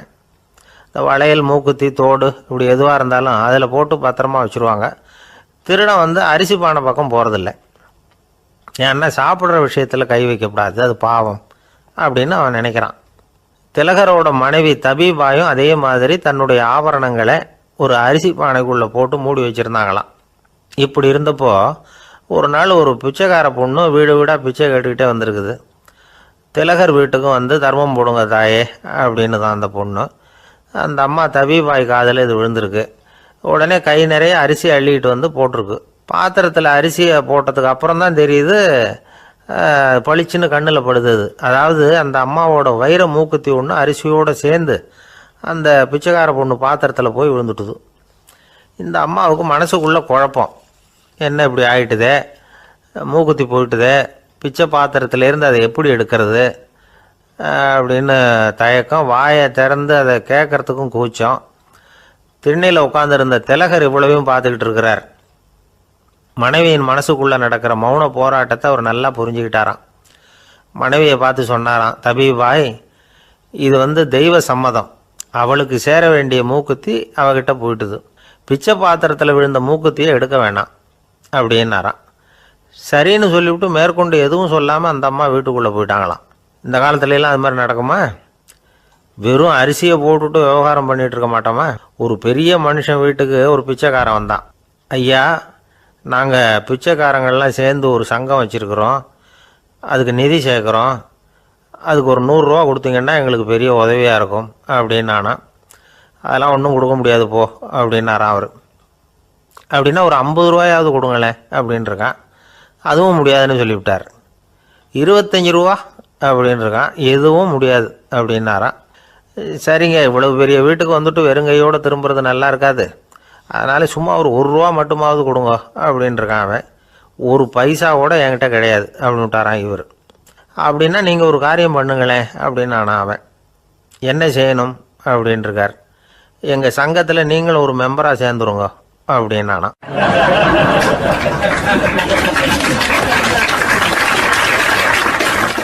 ஒரு ஊரில் ஒரு மன்னன் இருந்தான், கொடுங்கோல் மன்னன். நிறைய தொந்தரவு பண்ணிக்கிட்டு இருந்தான். அவன் ஒரு தடவை என்ன பண்ணான் தெரியுமா?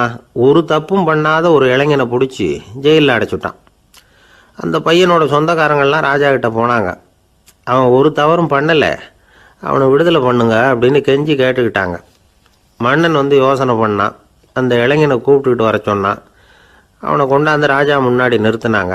இதை பாருப்பா, உன்னை நான் விடுதலை பண்ணுவேன், ஆனால் ஒரு கண்டிஷன், அந்த நிபந்தனையை நீ நிறைவேற்றினா உனக்கு விடுதலை அப்படின்னா மன்னன். சரின்னு ஒத்துக்கிட்டான் பையன். மன்னன் வந்து கண்டிஷன் என்னங்கிறத சொன்னான். உங்ககிட்ட ஒரு செம்மறி ஆட்டை கொடுக்க போகிறேன், 1 மாதத்துக்கு அதுக்கு தேவையான தீனியையும் கொடுக்க போகிறேன். 1 மாதம் கழித்து அந்த ஆட்டை வந்து எடை போட்டு பார்ப்பேன். அந்த ஆட்டின் எடை கொஞ்சம் கூட கூடி இருக்கக்கூடாது. எடை கூடி இருந்தால் உனக்கு விடுதலை கிடையாது. என்ன சொல்கிற அப்படின்னா. பையனுக்கு ஒன்றும் புரியல, பயமாக போயிட்டுது. குழம்பிக்கிட்டே நின்றுக்கிட்டு இருக்கிறான். சரி, ஒரு நாள் டைம் தரேன், நல்லா யோசனை பண்ணி பார்த்துட்டு நாளைக்கு உன் முடிவை சொல்லு அப்படின்னா மன்னன். பையன் கவலையோடு வெளியில் வந்தான். அங்கே ஒரு பெரியவர் நின்றுக்கிட்டு இருந்தார். அவர்கிட்ட விஷயத்தை சொன்னான். அந்த பெரியவர் இந்த பையனுக்கு காதோட காதாக ஒரு வழியை சொல்லி கொடுத்தார். அதை கேட்டதும் பையன் மறுபடியும் மன்னன் முன்னாடி வந்து நின்னா, உங்கள் நிபந்தனையை ஏற்றுக்கிறேன்னு சொன்னான். மன்னன் வந்து ஒரு ஆட்டுக்குட்டியையும் அதுக்கு 1 மாதத்துக்கு தேவைப்படுற தீவனத்தையும் கொடுக்கும்படியாக உத்தரவு போட்டான். கொடுத்தாங்க, ஓடிட்டு போயிட்டான். 1 மாதம் தினமும் தவறாமல் அந்த தீவனத்தை ஆட்டுக்குட்டிக்கு போட்டுக்கிட்டு இருக்கிறான். 1 மாதம் கழித்து அந்த ஆட்டை வந்து அரண்மனைக்கு ஓட்டிகிட்டு போனான். மன்னன் அதை எடை போட்டு பார்க்குறான், எடை கூடவே இல்லை, அப்படியே தான் இருக்குது. உடனே போட்ட நிபந்தனைப்படி அந்த இளைஞனை வந்து விடுதலை பண்ணிவிட்டான். சரி, ஆட்டுக்கு எடை கூடாமல் இருக்கிறதுக்கு அந்த பெரியவர் சொல்லி கொடுத்த யோசனை என்ன அப்படின்னா, அது வேற ஒன்றும் இல்லை.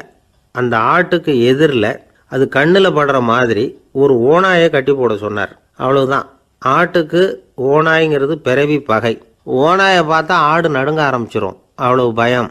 தினமும் அந்த ஆடு பயந்துக்கிட்டே தீனி சாப்பிட்டுது, எடை கூடல. அதுதான் ரகசியம். இது வந்து சின்ன பிள்ளைங்களுக்கான ஒரு கதை. இதிலேருந்து தெரிஞ்சுக்க வேண்டிய உண்மை என்னென்னா, நாமெல்லாம் சாப்பிட்றப்ப மனசும் உடம்பும் அமைதியாக இருக்கணும். அப்போ தான் அது உடம்புல ஒட்டும். அவசரத்துலேயும் பயத்துலையும் சாப்பிட்டா அது சரியாக ஜீரணமாகாது. இன்னொரு ராஜா இருந்தார். அவரும் ஒரு இளைஞனை ஜெயிலில் அடைச்சி விட்டார். விடுதலை பண்ணணும்னா ஒரு கண்டிஷன்னார்.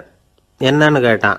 ஒரு ஆட்டுக்குட்டியை அவன் முன்னாடி கொண்டாந்து நிறுத்துவேன், நீ அதுக்கிட்ட ஒரு கேள்வி கேட்கணும், அதுக்கு சரியான பதிலை சொல்லணும், அப்படி செஞ்சுட்டா உனக்கு விடுதலைன்னார்.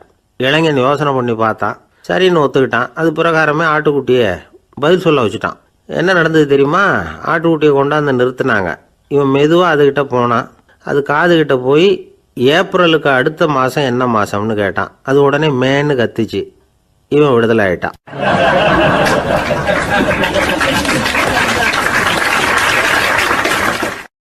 காஞ்சிபுரத்தில் பல்லவ ராஜா ஒரு கோவில் கட்டினார், கைலாசநாதர் கோவில்.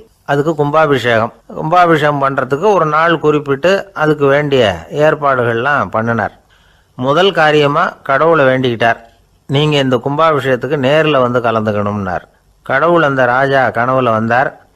நீ கும்பாபிஷேகம் வச்சிருக்கிற அதே நாளில் அதே நேரத்தில் எனக்கு இன்னொரு ஊரில் ஒரு கும்பாபிஷேகம் இருக்குது, அதுக்கு போக வேண்டியிருக்கு. அதாவது திருநின்ற ஊரில் என்னுடைய பக்தர் ஒருத்தர், அவரும் ஒரு கோயில் கட்டி கும்பாபிஷேகம் செய்கிறார், நான் அதுக்கு போக வேண்டியிருக்கு, அதனால் உன்னுடைய தேதியை நீ மாற்றி வச்சுக்கோ அப்படின்னார். கடவுள் தான் எங்கேயும் இருக்கிறவராச்சே, அவர் நினச்சா 2 இடத்துலையும் இருந்து கோயில் கும்பாபிஷேகத்தை நடத்த முடியாதா? ஏன் அப்படி செய்யலை? அது ஒரு முக்கியமான காரணத்துக்காகத்தான். திருநின்ற ஊரில் இருந்த பூசலாருங்கிற அந்த அடியாரின் பெருமையை இந்த உலகத்துக்கு எடுத்து காட்டணுங்கிறதுக்காகத்தான் கடவுள் அந்த ராஜா கிட்ட அப்படி சொன்னார். சரி, அந்த அடியார் அப்படி என்னதான் பெருசாக கோயில் கட்டி விட்டார்? ராஜா கட்டின கோயிலை விட பெருசா? அவர் கட்டினது கருங்கல்லாலேயோ மண்ணாலேயோ மரத்தாலேயோ இல்லை. அவர் கட்டின கோயில் வேற மாதிரி. அது மனசால கட்டின கோயில், மனசுக்குள்ளே இருக்கிற கோவில், மனக்கோவில். அந்த அடியார் தன்னோட மனசுக்குள்ளே மாசக்கணக்காக ஒவ்வொரு கல்லாக சேர்த்து கட்டின கோவில். இந்த விஷயம் ராஜாவுக்கு தெரியாது. அவர் என்ன நினச்சுட்டாரு, அது நாம் கட்டின கற்கோயிலை விட ரொம்ப பெருசாக இருக்கும் போல இருக்கு அப்படின்னு நினச்சிட்டார். சரி, அப்பேற்பட்ட அந்த கோயிலை தரிசனம் பண்ணிவிட்டு வருவோம் அப்படின்னு நினச்சி ராஜா திருநின்ற ஊருக்கு போகிறார். அங்கே போய் பார்த்தா கோயிலையும் காணும், ஒன்றையும் காணும். கடைசியில் பூசலார் கட்டின மனக்கோவில் தான் அதுங்கிறத அவர் புரிஞ்சுக்கிறார். உடனே அந்த அடியாரின் காலில் விழுந்து வணங்குறார். அவரோ, இது மனசால முயன்ற கோவில், இதுக்கு இத்தனை பெருமையா அப்படின்னு ஆச்சரியப்படுறார். இதில் ஆச்சரியப்படுறதுக்கு ஒன்றும் இல்லை. ஆண்டவன் விரும்புறது அகபக்தியையே தவிர புற தோற்றங்களே அல்ல. இதை நாம் புரிஞ்சுக்கிட்டோம்னா நமக்குள்ள எந்த வேறுபாடுகளும் வர்றதுக்கு வழியே இல்லை. இன்னொரு ராஜா இருந்தார். அவர் ஆண்டவனுக்கு படைக்கிறதுக்காக ஒரு தார் நல்ல செவ்வாழை பழமாக எடுத்துக்கிட்டு போகணும்னு நினச்சார். அதனால் நாளே அதை வாங்கிட்டு வர சொன்னார் வேலைக்காரங்கிட்ட. வேலைக்காரன் போனால் கடைத்தெருவில் ஒரு தார் பழம் வாங்கினான். வர்ற வழியில் அவன் குடிசை அப்படியே எட்டி பார்த்துட்டு போவோமேன்னு நினச்சான். போனான். அங்கே இவனோட குழந்தை பாவம் பசியால் கத்திக்கிட்டு இருக்கு. இவன் பார்த்தான், இவ்வளவு பெரிய தாரில் ஒரு 2 பழம் எடுத்தா தெரியவா போகுது அப்படின்னு நினச்சி ஒரு 2 பழத்தை பிச்சு அந்த குழந்தைகிட்ட கொடுத்தான். அதை வாங்கி வயிறார சாப்பிட்டுது. பசி அடங்குச்சு, விளையாட போயிட்டுது. இவன் அதுக்கப்புறம் வாழைப்பழத்தை எடுத்துக்கிட்டு அரண்மனைக்கு வந்தான். 2 பழம் பிச்சிருக்கிறது ராஜாவுக்கு தெரிஞ்சு போச்சு. இவன் உண்மையை சொல்லிவிட்டான். உடனே ராஜா, கடவுளுக்கு படைக்க வேண்டிய பொருளை குழந்தை எச்சில் பண்ண விட்டுருக்கியே அப்படின்னு சொல்லி அவனை கட்டி வச்சு சாட்டையால் அடித்தார். பாவம். மறுநாள் பழத்தை கோயிலுக்கு எடுத்துகிட்டு போனார். கடவுள் முன்னாடி வச்சார். கடவுள் கண்ணை திறந்து பார்த்தார், பழம்லாம் அழுகி இருக்குது. என்ன இது அழுகி போன பழம் அப்படின்னார். ராஜா முழிச்சார். நல்லா தானே இருந்தது அப்படின்னு நினச்சார். அப்போ கடவுள் அந்த ராஜா கிட்ட சொன்னாராம், இதை பார்ப்பா, இந்த தாரில் 2 பழம் தான் நல்ல பழம், அந்த 2 பழங்களையும் நேற்றுக்கே நான் சாப்பிட்டுட்டேன் அப்படின்னாராம். அப்போ தான் ராஜாவுக்கு புரிஞ்சுது, ஏழை குழந்தையின் பசியை தீர்க்கறதுக்காக உதவுன அந்த 2 பழம்தான் இறைவன் சாப்பிட்ட பழம்னு. இறைவன் இருக்கிற இடம் எது? இதுதான். ஆந்திர நாட்டில் ஒரு அரசர் இருந்தார். அந்த அரசர்கிட்ட ஒரு அமைச்சர் இருந்தார். அந்த அமைச்சர் பேர் ராயண பாஸ்கர். அவர் ஒரு பெரிய அறிவாளி. அது மட்டும் இல்லை, மிகச்சிறந்த கொடையாளி. யார் எது கேட்டாலும் இல்லைன்னு சொல்ல மாட்டாராம். அதன் காரணமாகவே அவர்கிட்ட இருந்த செல்வம் நாளுக்கு நாள் குறைஞ்சிக்கிட்டே வந்துட்டு தான். கடைசியில் குடும்பத்துக்குன்னு எதுவும் வைக்காமலே அவர் போய் சேர்ந்துட்டார். மகனும் இறந்துட்டார். அந்த குடும்பத்தில் மிஞ்சி இருந்தது அவருடைய மருமகள், ஒரு பேரன், அவ்வளவுதான். இருந்த ஒரே சொத்து பழுதடைஞ்ச ஒரு வீடு.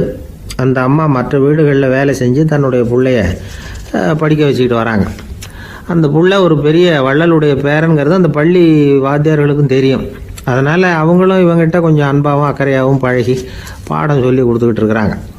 ஒரு நாள் ஒரு புகழ்பெற்ற கவிஞர் ஒருத்தர் அந்த பள்ளிக்கூடத்துக்கு வந்திருக்கிறார். ஆசிரியர்கள்கிட்ட பேசிக்கிட்டு இருந்தப்போ ஒரு செய்தியை சொன்னாராம். ராயண பாஸ்கருங்கிற வள்ளல் எனக்கு நிறைய உதவிகள் செஞ்சிருக்கார், என்னை பாராட்டி பரிசுகள்லாம் கொடுத்துருக்கிறார்.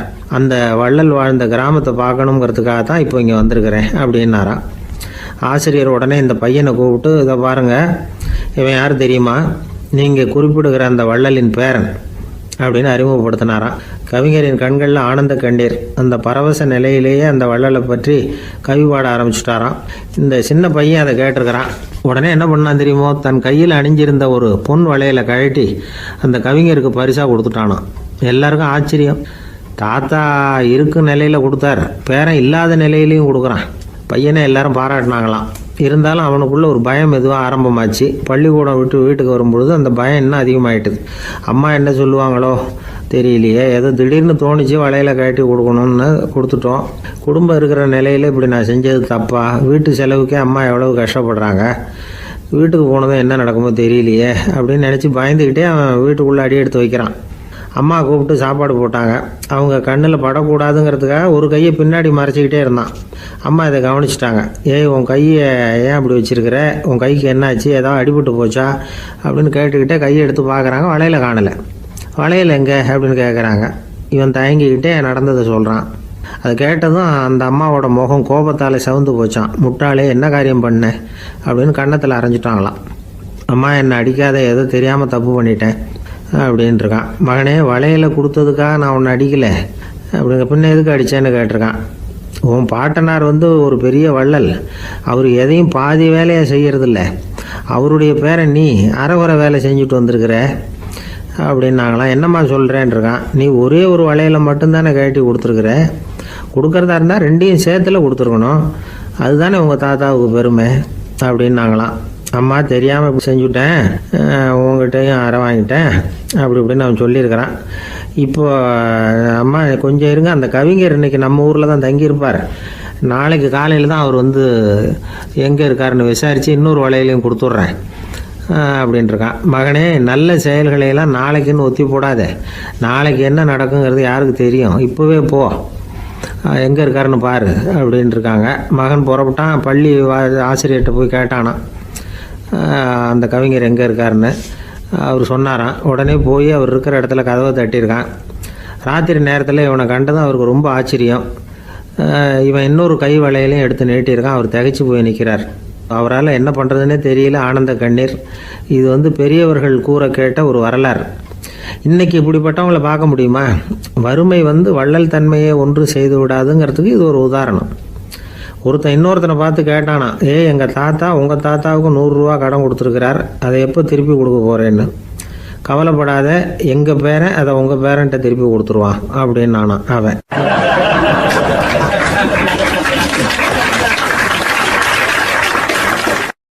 ஒரு ஊரில் ஒரு மன்னர் இருந்தார். புத்தி கூர்மை உள்ள ஒரு மன்னர். பொதுவாக மன்னர்களுக்கு சந்தேகம் வந்தால் சபையில் உள்ள சான்றோர்கள்கிட்ட கேட்டு தெரிஞ்சுக்கிறது தானே வழக்கம். ஆனால் இங்கே அப்படி இல்லை. மற்றவங்களுக்கு சந்தேகம் வந்தால் மன்னர்கிட்ட கேட்டு தெரிஞ்சுக்குவாங்க. அது மாதிரி கேட்டு தெரிஞ்சுக்கிறதுக்காக ஒரு பெரியவர் ஒரு நாள் வந்தார். அவர் கையில் 3 பொம்மைகள் வச்சுருந்தார். 3 ஒரே மாதிரி பொம்மைகள், கொஞ்சம் கூட வித்தியாசம் தெரியல. ஏது இந்த பொம்மைன்னு கேட்டார் மன்னர். எனக்கு வேண்டியப்பட்ட ஒருத்தங்கிட்ட இருந்து இதை வாங்கிட்டு வந்திருக்கிறேன், நான் தான் அவன்கிட்ட இந்த பொம்மையை செஞ்சு கொடுக்கும்படியா கேட்டுக்கிட்டேன். அவன் ரொம்ப புத்திசாலி, அவன் தான் இதை செஞ்சு கொடுத்தான், ஆனால் அதில் ஒரு சிக்கல் அப்படின்னார். என்ன பிரச்சனைன்னு கேட்டிருக்காரு இவர். நான் அவன்கிட்ட கேட்டது 3 விதமான பொம்மைகளாக இருக்கணும்னு கேட்டேன். அவன் என்னடான்னா 3 ஒரே மாதிரியாக செஞ்சு கொடுத்துட்டான் அப்படின்னார். அவங்ககிட்டயே கேட்கறது தானே அப்படின்ட்டுருக்காரு இவர். கேட்டேன், அவன் என்ன சொல்கிறான்னா, இது 3 ஒரே மாதிரி பொம்மை கிடையாது, 3 விதம், ஒன்றுக்கு ஒன்று வித்தியாசம் இருக்குது. இந்த 3 பொம்மையும் 3 விதமான நண்பர்களுக்கு உதாரணங்கள் அப்படின்னு சொல்கிறான். எனக்கு ஒன்றும் புரியல, அதுதான் உங்ககிட்ட வந்தேன் அப்படின்னார். சரி, அந்த பொம்மைகளை இப்படி கொடுங்க அப்படின்னு வாங்கினார் மன்னர். எடுத்துக்கிட்டு உள்ளே போனார். கொஞ்ச நேரம் கழித்து வெளியில் வந்தார். அதுக்கப்புறம் சொன்னார், இதை பாருப்பா, அவன் சொன்னது சரிதான், 3 விதம் தான், இது இருக்குதே முதல் பொம்மை, இது உத்தமமான நண்பனுக்கு உதாரணம். இந்த ரெண்டாவது பொம்மை இது மத்தியமமான நண்பனுக்கு உதாரணம். அந்த மூணாவது பொம்மை இருக்குதே அது மோசமான நண்பனுக்கு உதாரணம். இதை செஞ்சவன் உண்மையிலேயே பெரிய அறிவாளி தான் அப்படின்னாராம். வந்தவருக்கு ஒன்றும் புரியல. பார்த்தா ஒன்றும் வித்தியாசம் தெரியலையே அப்படின்னு அவன் குழம்பி போய் நிற்கிறான். இப்போது அந்த மன்னர் விளக்கம் கொடுக்குறார். அந்த 3 பொம்மையையும் எடுத்து முன்னாடி வச்சார். ஒரு மெல்லிய கம்பியை கையில் எடுத்தார். அந்த முதல் பொம்மை காதில் விட்டார். கொஞ்சம் தூரம் உள்ளே போய் அப்படியே நின்றுட்டுது அந்த கம்பி. அப்புறம் ரெண்டாவது பொம்மை காதில் அந்த கம்பியை விட்டார். அந்த கம்பி என்னாச்சுன்னா அப்படியே அது வாய் வழியாக வெளில வந்தது. மூணாவது பொம்மை காதில் கம்பியை செலுத்தினார். அது நேராக இன்னொரு காது வழியாக வெளியில் வந்தது. இப்போ இந்த முதல் வகை இருக்குதே அது மாதிரியான நண்பர்கள் எப்படி தெரியுமா? நம்ம கஷ்டத்தை அவங்கக்கிட்ட சொன்னால் பேசாமல் கேட்டுக்குவாங்க. வெளியில் அதை யாருக்கிட்டையும் சொல்லிகிட்டு இருக்க மாட்டாங்க. வெளியில் தெரியாமல் நமக்கு உதவி பண்ணுவாங்க. செஞ்சுட்டு அதை நான் தான் செஞ்சேன்னு சொல்லிகிட்டு இருக்க மாட்டாங்க. அதுதான் கம்பி ஒரு காது வழியாக போய் உள்ளே நின்றுட்டுது. ரெண்டாவது பொம்மையில் கம்பி என்னாச்சு, ஒரு காது வழியாக போய் வாய் வழியாக வெளியில் வருது. இது மாதிரியான நண்பர்கள்கிட்ட நாம் கஷ்டத்தை சொன்னால் அதை அவங்க 4 பேர்கிட்ட போய் சொல்லி நமக்காக உதவி கேட்பாங்க. நமக்குன்னு கேட்டு வாங்கி அதை நம்மகிட்ட கொண்டுகிட்டு கொடுப்பாங்க. இவங்க மத்தியமமான நண்பர்கள். மூணாவது பொம்மையில் ஒரு காது வழியாக செலுத்துகிற கம்பி இன்னொரு காது வழியாக வெளியில் வந்துடுது. இது மாதிரியான நண்பர்கள்கிட்ட நம்ம கஷ்டத்தை சொன்னால் அவங்க காது கொடுத்து கேட்கறது மாதிரி நடிப்பாங்க. அப்படியே இன்னொரு காது வழியாக அதை வெளில விட்டுருவாங்க. அதை பற்றி கவலைப்பட மாட்டாங்க. இதுதான் இந்த பொம்மைகளுக்குள்ளே இருக்கிற வித்தியாசம் அப்படின்னு விளக்கம் கொடுத்தாராம் மன்னர். படிக்கிற பிள்ளைங்கள்லேயே இது மாதிரி 3 வகை உண்டு. சில பேர் காதால் வாங்கி மனசில் வச்சுக்குவான். சில பேர் காதால் வாங்கி பேனாவால் எழுதி விடுவான். சில பேர் ஒரு காதால் வாங்கி இன்னொரு காதால் வெளியில் விட்டுருவான். ஒரு பையன் வகுப்பில் ஆசிரியர் பாடம் நடத்தும் பொழுது தலையை வேகமாக ஆட்டி ஆட்டி கேட்பானான். ஏன்டா இப்படி தலையை இப்படி ஆட்டுற அப்படின்னு கேட்டிருக்கான் பக்கத்தில் இருந்தவன். தலையை ஆட்டினா தாண்டா ஒரு காது வழியாக உள்ளே போகிறது இன்னொரு காது வழியாக வெளியில் வேகமாக வெளில போகும் அப்படின்னானா அந்த பையன்.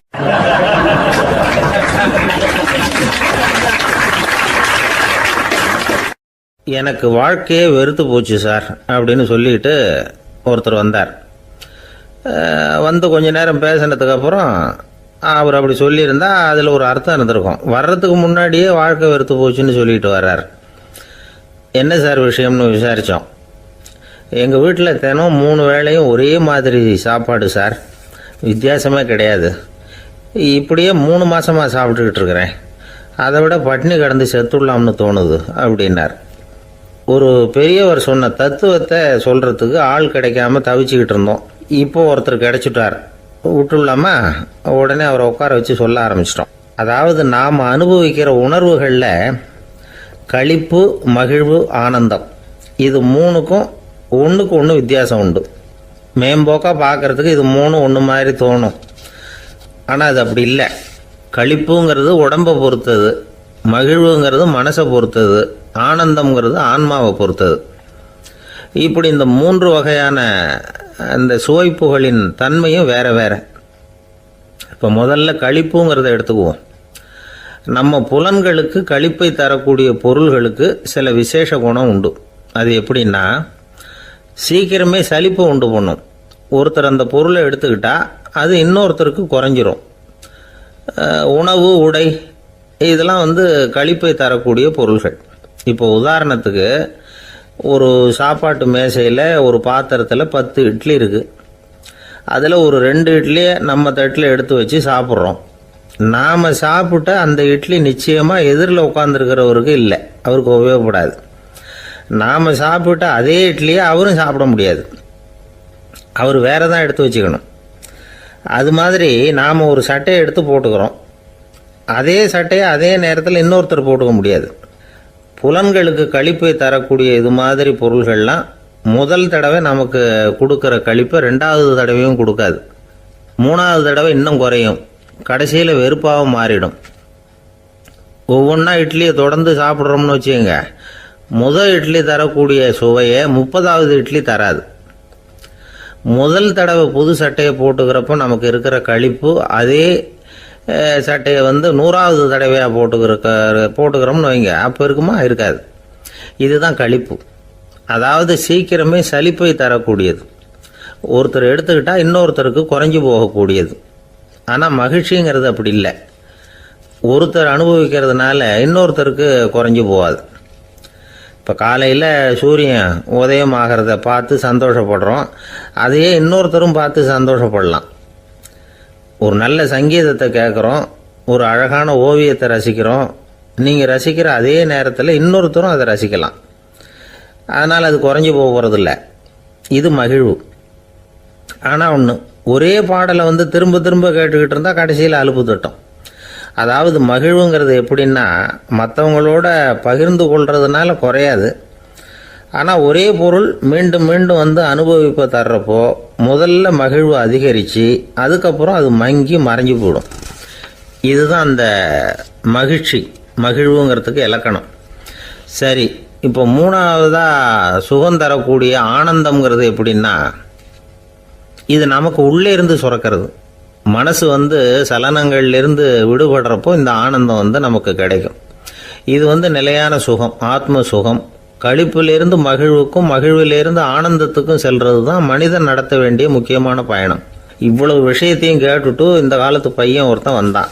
சார், இப்போ நீங்கள் ஒரு சாப்பாட்டு மேசையில் ஒரு 10 இட்லி வைக்கிறீங்க, என்ன உட்கார வைங்க, எதிரில் இன்னொருத்தனை உட்கார வைங்க, நான் களிப்பு மகிழ்வுலாம் தாண்டி நேரடியாக ஆனந்தத்துக்கு பயணம் பண்ணி காட்டுறேன் அப்படின்னா.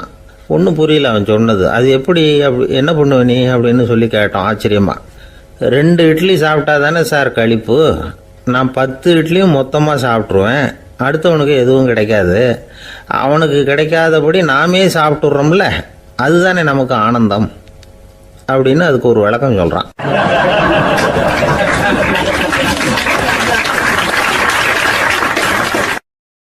இந்த உலகத்தில் மனுஷன் எவ்வளவோ தவறுகள் செய்கிறான். அதுக்கெல்லாம் என்ன காரணம்? அதை பற்றின ஆராய்ச்சி தான் இன்னைக்கு. இதுக்கு ஆராய்ச்சி என்னத்துக்கு, அது தெரிஞ்ச விஷயம் தானே அப்படின்னு நீங்கள் நினைக்கலாம். ஆனால் அப்படி அலட்சியமாக இந்த விஷயத்தை விட்டுறக்கூடாது. பொதுவாக எல்லோரும் நினைக்கலாம், எது சரி எது தவறு அப்படின்னு தெரியாததுனால தான் மனுஷன் தப்பு பண்ணுறான் அப்படின்னு. ஆனால் அப்படி சொல்லிட முடியாது. மனுஷன் தெரிஞ்சே தான் தவறுகள் பண்ணுறான். இப்போ உதாரணத்துக்கு, ஒரு சாலையில் இடது பக்கம் போக வேண்டிய ஒருத்தர் நடுக்கோட்டை தாண்டி வலது பக்கமாக வண்டியை ஓட்டிகிட்டு போகிறாருன்னு வச்சுக்கோங்க. என்னப்பா இது தப்பு இல்லையா அப்படின்னு அவர்கிட்ட கேட்டால், அதெல்லாம் எனக்கு தெரியும், நீ உன் வேலையை பார்த்துட்டு போ அப்படிம்பார். வலது பக்கமாக போகிறது தப்புன்னு தெரிஞ்சே தான் அவர் அப்படி செய்கிறார், அப்படி போகிறார். பெரிய உத்தியோகத்தில் இருக்கிறவங்க கூட லஞ்சம் வாங்குறாங்க. அவங்களுக்கெல்லாம் லஞ்சம் வாங்குறது தப்புன்னு தெரியலன்னு அர்த்தம்? திருடுறது தப்புன்னு தெரியாமலாம் மனுஷன் திருடுறான்? நல்லாவே தெரியும். நீங்கள் வேணும்னா கேட்டு பாருங்கள், வேறு வழி இல்லை அதனால தான் திருடுறேன்பா. திருடுறது ஒரு புண்ணியமான காரியம்னு திருடனே கூட சொல்ல மாட்டான். திருடுறது தவறுங்கிறது திருடனுக்கு தெரியும் அப்படிங்கிறத விளக்கிறதுக்காக ஒரு பெரியவர் ஒரு கதை சொன்னார். அதாவது 2 திருடர்கள் 2 பேரும் சேர்ந்து ஒரு வீட்டுக்கு போய் ஒரு 10,000 ரூபாயை திருடிட்டு வந்துடுறாங்க. ஒரு காட்டு வழியாக வந்துக்கிட்டு இருக்கிறாங்க. இன்னும் விடியல. 2 பேருக்கும் தூக்கம் கண்ணை சுற்றுது. சரி, இப்படியே ஒரு மரத்தடியில் படுத்து தூங்குவோம், காலையில் விடிஞ்சதும் இந்த பணத்தை 2 பேரும் பங்கு போட்டுக்குவோம் அப்படின்னு முடிவு பண்ணுறாங்க. அதே மாதிரி படுத்து தூங்குறாங்க. நடு ராத்திரியில் ஒரு திருடன் முழிச்சுக்கிறான். விடிகிற வரைக்கும் காத்துக்கிட்டு இருந்தால் 5,000 ரூபா தான் கிடைக்கும், இப்போவே கம்பி நீட்டினா 10,000 ரூபா கிடைக்கும் அப்படின்னு யோசித்து பார்த்துட்டு ஒரு முடிவுக்கு வந்தான். மெதுவாக அந்த 10,000த்தையும் சுருட்டிக்கிட்டு அடுத்தவனுக்கு தெரியாமல் ஓடி போயிட்டான். விடியுது. அடுத்தவன் எழுந்திரிச்சு பார்க்குறான். பணத்தையும் காணலை, பாகஸ்தனையும் காணலை. இந்த திருடன் அந்த திருடனை திட்டுறான். திருட்டு பய, அயோக்கிய பய, இப்படி அநியாயமாக கிளப்பிட்டு போட்டானே அப்படிங்கிறான். இதுலேருந்து என்ன தெரியுது? தெரியாமல் எடுத்துக்கிட்டு போகிறது திருட்டு, அயோக்கியத்தனம், அநியாயம் அப்படிங்கிறது இவனுக்கு தெரிஞ்சிருக்குது. அதனால தான் அடுத்தவனை பார்த்து இப்படி திட்டுறான். அதனால் தெரியாததுனால மனுஷன் தவறு பண்ணுறான்னு சொல்கிறது சரியில்லை. அப்படின்னா மனுஷன் பண்ணுற தவறுகளுக்கு உண்மையான காரணம் தான் என்ன? இதே சந்தேகம் அர்ஜுனனுக்கும் வந்துதான். அதனால தான் அவன் பகவானை பார்த்து கேட்குறான், மனுஷன் தன் விருப்பத்துக்கு விரோதமாக ஏதோ ஒரு சக்தியினால பலாத்காரமாக இழுக்கப்பட்டது மாதிரி பாவம் பண்ணுறானே, அந்த சக்தி என்ன அப்படின்னு கேட்குறான். இதுக்கு பகவான் பதில் சொல்கிறார், காமமும் குரோதமும் தான் அந்த சக்திகள், அதாவது ஆசையும் சினமும், இது 2ம் உன்னுடைய எதிரிகள் அப்படிங்கிறத புரிஞ்சுக்கோ அப்படிங்கிறார். இன்னமும் நுணுக்கமாக பார்த்தா காமத்தினுடைய மறு உருவங்கள் தான் குரோதமும் லோபமும். ஆசை நிறைவேறலைன்னா குரோதம், அதாவது கோபம். ஆசை நிறைவேறிட்டதுன்னா லோபம், அதாவது பேராசை. பாவத்தை கண்ட்ரோல் பண்ணணும்னா அதுக்கு மெயின் சுவிட்ச் எது அப்படிங்கிறது இப்போ தான் தெரியுது.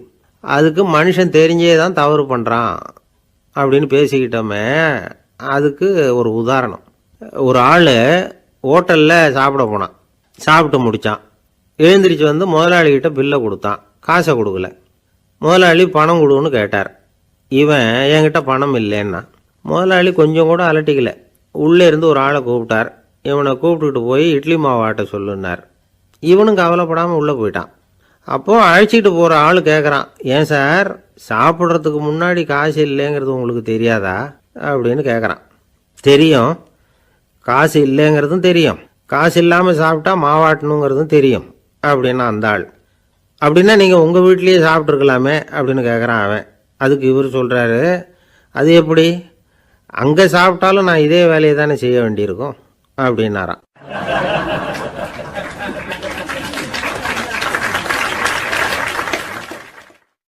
துஷ்டரை கண்டால் தூர விலகு, இப்படி ஒரு பழமொழி உண்டு. எதுக்காக இப்படி சொல்லி வச்சாங்க? துஷ்டன் ஏதாவது தொந்தரவு கொடுப்பான், அதனால் அவனை கண்டா பயந்துக்கிட்டு ஓடி ஒளிஞ்சிக்கோ அப்படின்னா இதுக்கு அர்த்தம் அப்படி இல்லை. ஒரு துஷ்டன்கிட்ட நெருங்கி போகிறோம்னு வச்சுக்கோங்க, அவன் நமக்கு கெடுதலான ஆலோசனைகள் எதையும் சொல்லலாம், அல்லது அவன் தீய உணர்வுகள் உள்ளவனா இருக்கலாம், அல்லது தீய செயல்கள் செய்யக்கூடியவனா இருக்கலாம், அல்லது தீய நட்புனால அவன் ஏற்கனவே கெட்டு போனவனா கூட இருக்கலாம். இப்படிப்பட்டவனை நெருங்கி போனா அவனோட பாதிப்பு நமக்கும் வந்துடும். அதனால விலகி போ அப்படின்னு சொல்றாங்க. இதையே கொஞ்சம் விவரமா இப்போ பார்ப்போமே. இப்போ இந்த துஷ்டர்களை 4 வகையா பிரிக்கிறாங்க. இந்த 4 வகைக்கும் உதாரணம் வேணும்னா வேற எங்கேயும் போக வேண்டியதில்லை, மகாபாரதத்தை பார்த்தாவே போதும். அதுல இந்த 4 வகையான தீயோரும் வர்றாங்க. முதல் வகைக்கு உதாரணம் சகுனி. இவன் மனசுல எப்பவும் தீய எண்ணங்கள் தான் நிறைஞ்சிருக்கும். கனவுல கூட தீய ஆலோசனைகள். யாராவது ஒருத்தர் நல்லபடியா வாழ்ந்தா அதை இவனால சகிச்சிக்க முடியாது. இப்படிப்பட்டவனோட நெருங்கிய தொடர்பு துரியோதனனுக்கு கிடைச்சது. துரியோதனன் எப்படின்னா அவன் ஏற்கனவே தீய காரியங்கள் செய்யறதுக்கு தயங்காதவன். அப்படிப்பட்டவனுக்கு தீய போதனைகள் செய்யறதுக்கு சகுனி உதவுனான். இந்த 2 பேரோட சகவாசம் இன்னொருத்தனுக்கு கிடைச்சது. அவன் யாருன்னா துச்சாதனன். அவன் தீய நடத்தை உள்ளவன். இந்த 3 பேரும் ஒன்று சேர்ந்தா என்னத்துக்கு ஆகும்? உலகமே கெட்டு போடும்ல. இந்த 3 துஷ்டர்களோட நல்லவன் ஒருத்தன் சேர்ந்தான். அவன் தான் கர்ணன். கர்ணன் இயல்பாவே உத்தம குணம் உள்ளவன். அவன் நல்லவங்களோட சேராம இப்படிப்பட்ட கெட்டவங்க கிட்ட நட்பு வச்சுக்கிட்டான். அதனால அவனும் தீய செயல்களில் ஈடுபடுறது மாதிரி ஆயிடுது. துரியோதனனுடைய நண்பனா அவனுடைய ஆதரவுல வளர்ந்ததுனால அவனுக்கு துணையா இருக்க வேண்டி இருக்குது அப்படின்னா. நட்பு உரிமையினால உதவி புரிய வேண்டியது சரிதான், அது தப்புன்னு சொல்ல முடியாது. இருந்தாலும் தீய செயல்களுக்கு உதவி செய்யறது சரியில்லை. புத்தி பலம் புஜ பலம் எல்லாம் இருந்தா கூட தெய்வ பலம் இல்லைன்னா ஜெயிக்க முடியாது. கர்ணன் மகா வீரன். இருந்தாலும் கடைசியில் அவன் கதி என்னாச்சு? அவங்ககிட்ட எல்லா நல்ல குணங்களும் இருந்தது. இருந்தாலும் ஏன் இப்படி ஆச்சு? தீயவர்களுடைய சேர்க்கை தான் காரணம். அவங்களோட சேர்ந்ததுனால இவனையும் அப்படியே நினைக்க ஆரம்பிச்சுட்டாங்கல்ல. 4 வகை துஷ்டர்கள்ல இவனும் ஒரு வகை அப்படின்னு சொல்ல ஆரம்பிச்சிட்டாங்க. அதாவது தீய ஆலோசனைக்கு சகுனி, தீய உணர்வுகளுக்கு துரியோதனன், தீய செய்கைக்கு துச்சாதனன், தீய நட்புக்கு கர்ணன். இப்படி உதாரணமாயிட்டான். அதனாலதான் துஷ்டரை கண்டால் தூர விலகு அப்படின்னு சொன்னாங்க. அது புராண காலம். இப்பெல்லாம் நிலைமை கொஞ்சம் வேற விதமா இருக்குது. அன்னைக்கு ஒரு நாள் அப்படிதான் ஒரு காட்டு பாதையில யாரோ ஒருத்தர் அடிபட்டு கிடந்தார். யாரோ ஒரு துஷ்டன் அவனை அடிச்சு போட்டுட்டு போயிட்டான் போல இருக்கு. அந்த வழியா போன ஒருத்தர் பரிதாபப்பட்டு அவனை போய் தூக்குனார். ஆறுதல் சொன்னார், இதை பாருங்க, இந்த வழியா எப்பவும் தனியா வரக்கூடாது. ஏன்னா இங்க ஒரு ரவுடி இருந்துகிட்டு வர்றவங்க போறவங்களெல்லாம் வழிப்பறி பண்ணிட்டு இருக்கிறதா கேள்விப்பட்டிருக்கிறேன் அப்படின்னாராம். இனிமே அப்படி கேள்விப்பட மாட்டீங்க அப்படின்னு நானா அந்த ஆளு. ஏன்னு கேட்டிருக்காரு இவர். அவன் சொல்லியிருக்கான், நான் தான் சார் அந்த ரவுடி. இந்த வழியா போனவங்க கிட்ட தகராறு பண்ணேன். அவங்க தான் என்ன இப்படி அடிச்சு போட்டு என்கிட்ட இருந்த பணத்தையெல்லாம் புடுங்கிட்டு போட்டாங்க சார். காலம் ரொம்ப கெட்டு போச்சு அப்படின்னு நானா ரொம்ப பரிதாபமா.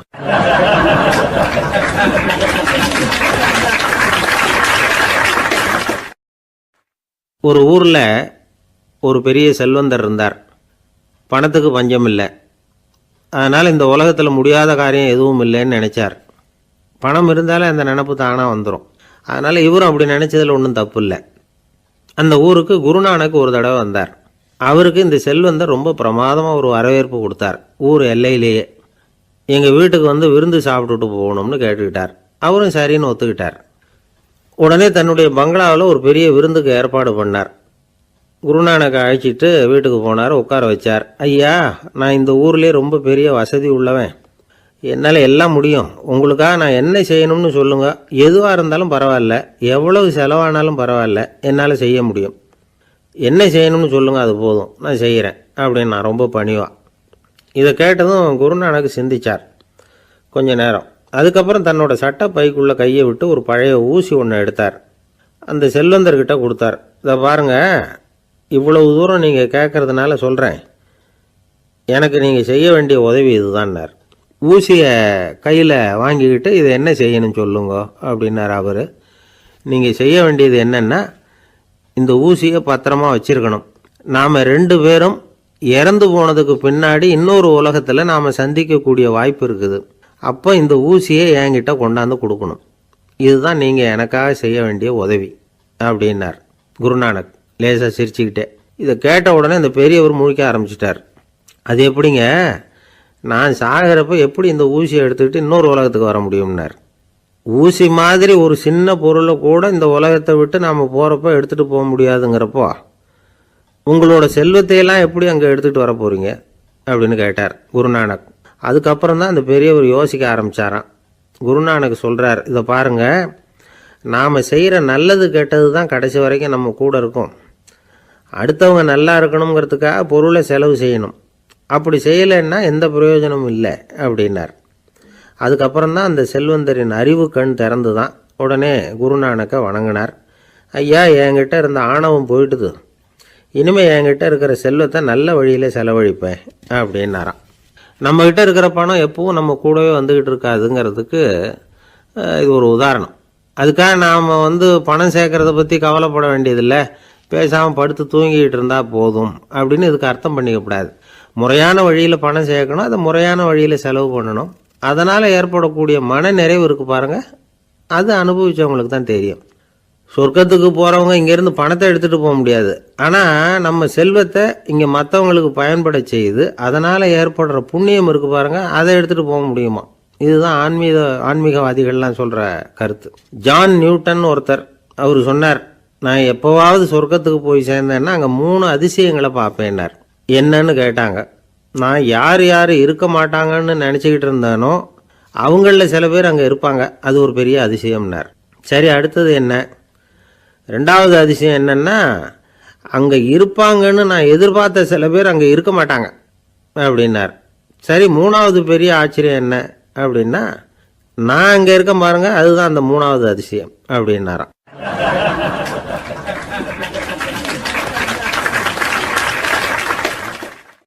ஒரு மனுஷனை பார்த்து என்கிட்ட வாலாட்டாதே அப்படின்னு சொன்னால் அவன் நம்மக்கிட்ட ஏதோ வம்புக்கு வர்றான்னு அர்த்தம். ஒரு நாயை பார்த்து யாரும் என்கிட்ட வாலாட்டாதே அப்படின்னு சொல்கிறது இல்லை.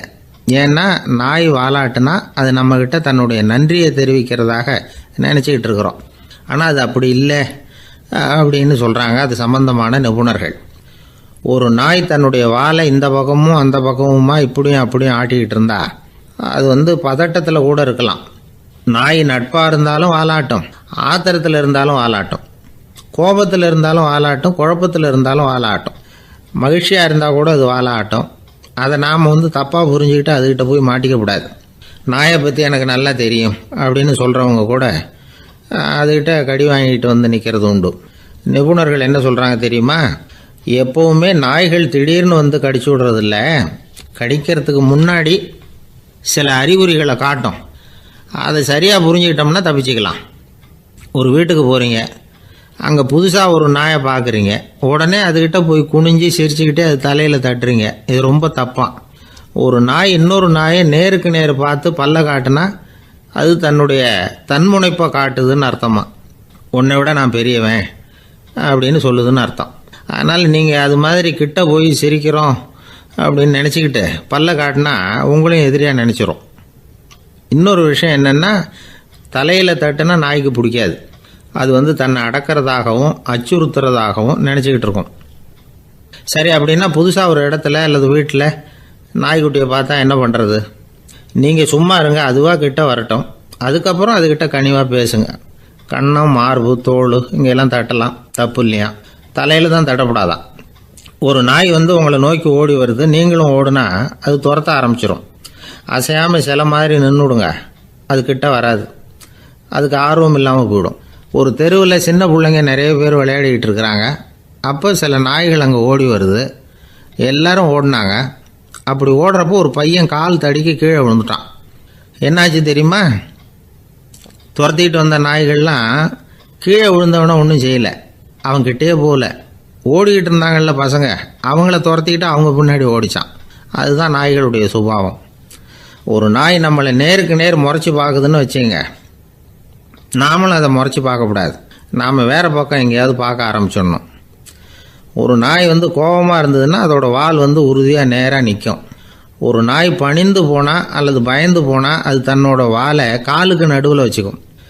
ஒரு நாய் நம்மளை பார்த்து பயந்து நிற்கிதுன்னு வச்சுங்க, அதனால் நமக்கு ஆபத்து இல்லைன்னு நினச்சிடக்கூடாது. உங்களை பார்த்துட்டு ஒரு நாய் ஒடுங்குச்சுன்னா நீங்கள் விலகி போயிடணும் அப்படின்னு அது நினைக்குது. நிறைய பேர் பயந்து போன நாயால் கடிபடுறாங்க. இவன் நம்மளை விட பெரிய ஆள், மாட்டிக்கிட்டோம், வேறு வழி இல்லை அப்படிங்கிற நினப்பில் தான் நாய் வந்து கடிக்க ஆரம்பிக்குதான். இதே மாதிரி சங்கிலியால் கட்டி போடப்பட்டிருக்கிற நாயும் ஆபத்தானது தான். தொடர்ந்து கட்டி போட்டிருந்தா காலப்போக்கில் அது ஒரு மாதிரி ஆகிடும். நாய் வந்து குழந்தைகளை கடிக்காது அப்படின்னு சில பேர் சொல்லுவாங்க. அதுவும் ஒரு தவறான நம்பிக்கை. அதனால் சின்ன குழந்தைகளை தனியாக நாயோட விளையாட விடக்கூடாது. ஆகக்கூடி நாயை பற்றி நிறைய விஷயம் புரிஞ்சிக்க வேண்டியிருக்குது. ஒருத்தர் தன்னுடைய நண்பர் வீட்டுக்கு போயிருந்தார். அவசியம் எங்கள் வீட்டில் சாப்பிட்டுட்டு தான் போகணும் அப்படின்னு ரொம்ப அன்பாக சொல்லிவிட்டார். அதை மீற முடியல இவரால். சரின்னு உட்காந்துட்டார். சாப்பாடு போட்டாங்க, சாப்பிட ஆரம்பித்தார். அவங்க வீட்டில் கட்டி போட்டிருந்த நாய்க்குட்டி இவர் சாப்பிட்றத முறைச்சி பார்த்துது. ஏன் இப்படி என்ன இது முறைச்சி பார்க்குது உங்கள் வீட்டு நாய்க்குட்டி அப்படின்னு அவர் கேட்டார். அப்போ அவங்க சொன்னாங்களாம், அதுக்கிட்ட ஒரு கெட்ட பழக்கங்க, தன்னோட தட்டில் யார் சாப்பிட்டாலும் அது அப்படி தான் முறைச்சி பார்க்கும் அப்படின்னாரா அவர்.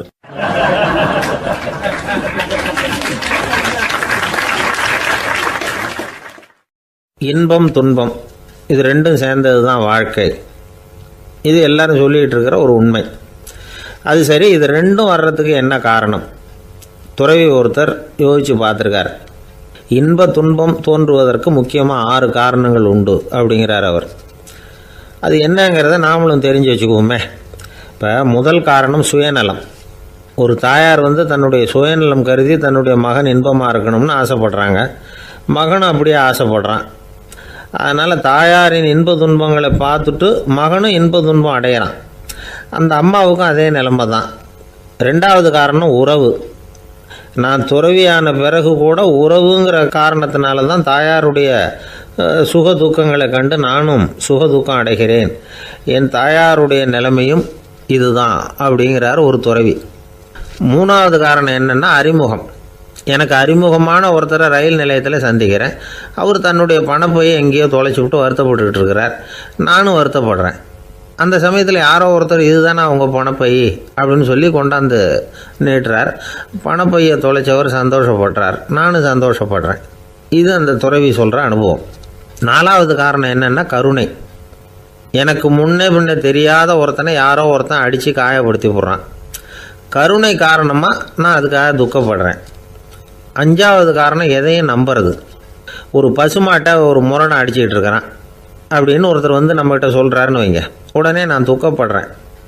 இன்னொருத்தர் வந்து அந்த முரணனை போலீஸ்காரங்க பிடிச்சிட்டு போயிட்டாங்கன்னு சொல்லி சொல்கிறாரு, நான் உடனே சந்தோஷப்படுறேன். 3வதாக ஒருத்தர் வந்து முதல் 2 பேரும் சொன்னது பொய்யுங்கிறார். அப்போ நான் இன்ப துன்பம் ரெண்டுமே இல்லாமல் நிம்மதியாக இருக்கிறேன். இது ஒரு விதம். அடுத்தது 6வது காரணம் என்னென்னா தன்மயமாகுதல். ஒரு நாவல் படிச்சுக்கிட்டு இருக்கிறோம், அதில் வர்ற பாத்திரங்களோட நாம் ஒன்றி போயிடுறோம். அதில் வர்ற பாத்திரங்கள் சிரிச்சுதுன்னா நாமளும் சிரிக்கிறோம், அது அழுதுன்னா நாமளும் அழறோம்.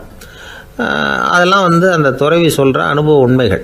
இன்ப துன்பம் இது ரெண்டும் தோன்றுவதற்கு சுயநலம், உறவு, அறிமுகம், கருணை, எதையும் நம்புறது, தன்மயமாகிறது, இது எல்லாம் தான் முக்கிய காரணம் அப்படின்னு அவர் சொல்கிறார்.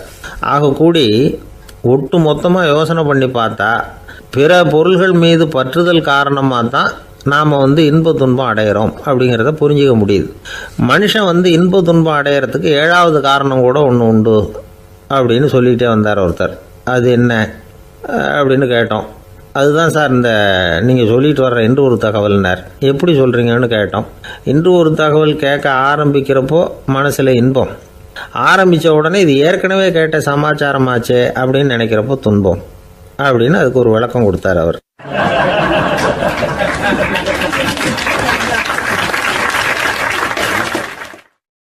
இன்றைக்கு பல பேர் உயில் எழுதி வைக்கிறாங்கல்ல.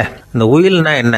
அதாவது ஒரு நபர் தனக்கு பின்னாடி தன்னுடைய சொத்துக்கள் யாருக்கு போய் சேரணும்னு நினைக்கிறாரோ அந்த நினைப்பை சட்டப்படி உறுதிப்படுத்துறது தான் உயில்.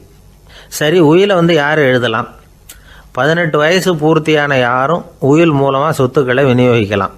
கண் பார்வை இல்லாதவங்க, காது கேளாதவங்க, வாய் பேச முடியாதவங்க, இவங்கெல்லாம் கூட உயில் எழுதி வைக்கலாம்.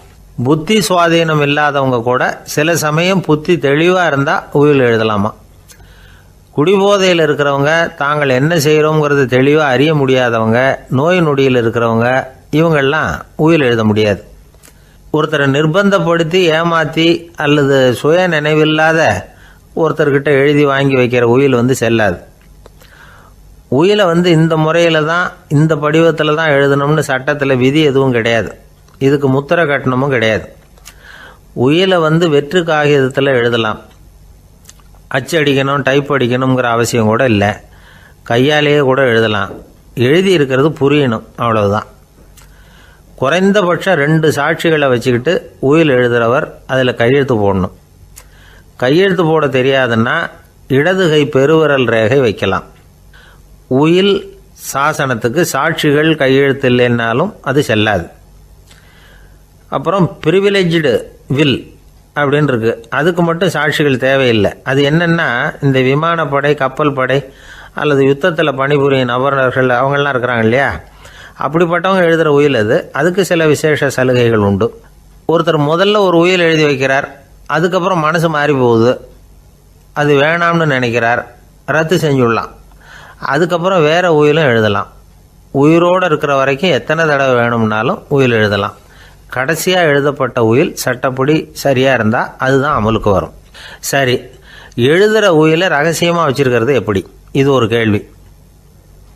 இதுக்கு என்ன செய்யணும்னா, ஒருத்தர் உயிலை எழுதினதுக்கு அப்புறம் அவர் தானாவோ அல்லது அங்கீகரிக்கப்பட்ட முகவர் மூலமாகவோ, அதாவது ஒரு ஏஜெண்ட் மூலமாகவோ, ஒரு கவரில் போட்டு சீல் வச்சு கவர் மேலே தன்னுடைய பெயரை எழுதி அல்லது அந்த ஏஜெண்ட் பெயரை எழுதி கவர் மேலே என்ன அடக்கம் செய்யப்பட்டிருக்கு, உள்ளே என்ன இருக்குது அப்படிங்கிற விவரம்லாம் எழுதி சார் பதிவாளர்கிட்ட ஒப்படைக்கலாம். இதுக்கு கட்டணம் உண்டு. அதுக்கப்புறம் எப்போ தேவைப்படுதோ அப்போ ஒரு மனு கொடுத்து அந்த கவரை திரும்ப வாங்கிக்கலாம். இப்போ எழுதுகிற உயிலை இவ்வளவு நாளுக்குள்ளே பதிவு செய்யணுங்கிற கால வரையறை உண்டா அப்படின்னு ஒரு கேள்வி வரலாம் இல்லையா? எப்போ வேணும்னாலும் பதிவு செய்யலாம். நம்மால் ஒருத்தர் ஒரு நாள் ரொம்ப அவசரமாக வந்தார். இந்த உயில் எழுதுறது சம்பந்தமாக பூரா விவரமாக எனக்கு உடனே தெரியணும்னார். நான் உடனே அவரை வக்கீல் ஒருத்தர்கிட்ட அழைச்சிட்டு போனேன். இவர் அவர்கிட்ட எல்லா விவரமும் கேட்டு தெரிஞ்சுக்கிட்டார். ரொம்ப தேங்க்ஸ்ன்னு சொல்லிவிட்டு 2 பேரும் வெளியில் வந்தோம். அதுக்கப்புறம் இவர்கிட்ட கேட்டேன், ஆமாம் இவ்வளவு விவரமாக கேட்குறீங்களே, உங்களுக்கு எத்தனை பிள்ளைங்க சார் அப்படின்னு கேட்டேன். 6 பேர் சார் அப்படின்னார். சரி, இருக்கிற சொத்து எவ்வளவுன்னு கேட்டேன். அதை இனிமே தான் சம்பாதிக்க போகிறேன் அப்படின்னார்.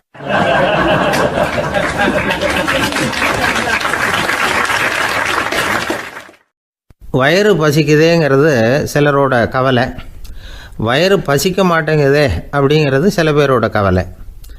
2 விதமான கவலைக்கும் வயிறு தான் காரணமாக இருக்குது. வயிறு பசிச்சதுன்னா அது இயற்கை, வயிறு பசிக்கலைன்னா அது வியாதி. ஆனால் பசியையும் நாம் பசிப்பிணி அப்படின்னு தான் சொல்லுவோம். என்ன காரணம்? வியாதியை போக்க வேண்டியது எவ்வளவு முக்கியமோ அதை விட முக்கியம் பசியை போக்க வேண்டியது. ஒரு சமுதாயத்தில் பசிப்பிணியே இருக்கக்கூடாது, அதுதான் நல்ல சமுதாயம். பசியை போக்கணும்னா சாப்பாடு போடணும், பசியின்மையை போக்கணும்னா வைத்தியம்தான் பண்ணணும். இது சம்பந்தமாக எவ்வளவோ ஆராய்ச்சிகள் நடக்குது, நிறைய மருந்து கண்டுபிடிச்சிருக்கிறாங்க. நம்ம உடம்புல பசியை தூண்டக்கூடிய பகுதி எது, இதை முதல்ல தெரிஞ்சுக்கணும் இல்லையா? நாம் சாப்பிட்ற ஆகாரம் செரிக்கிறதுக்கு எது காரணம் தெரியுமா? நம்ம மூளையோட பின்பகுதி தான் அதுக்கு காரணமாக இருக்குதான்.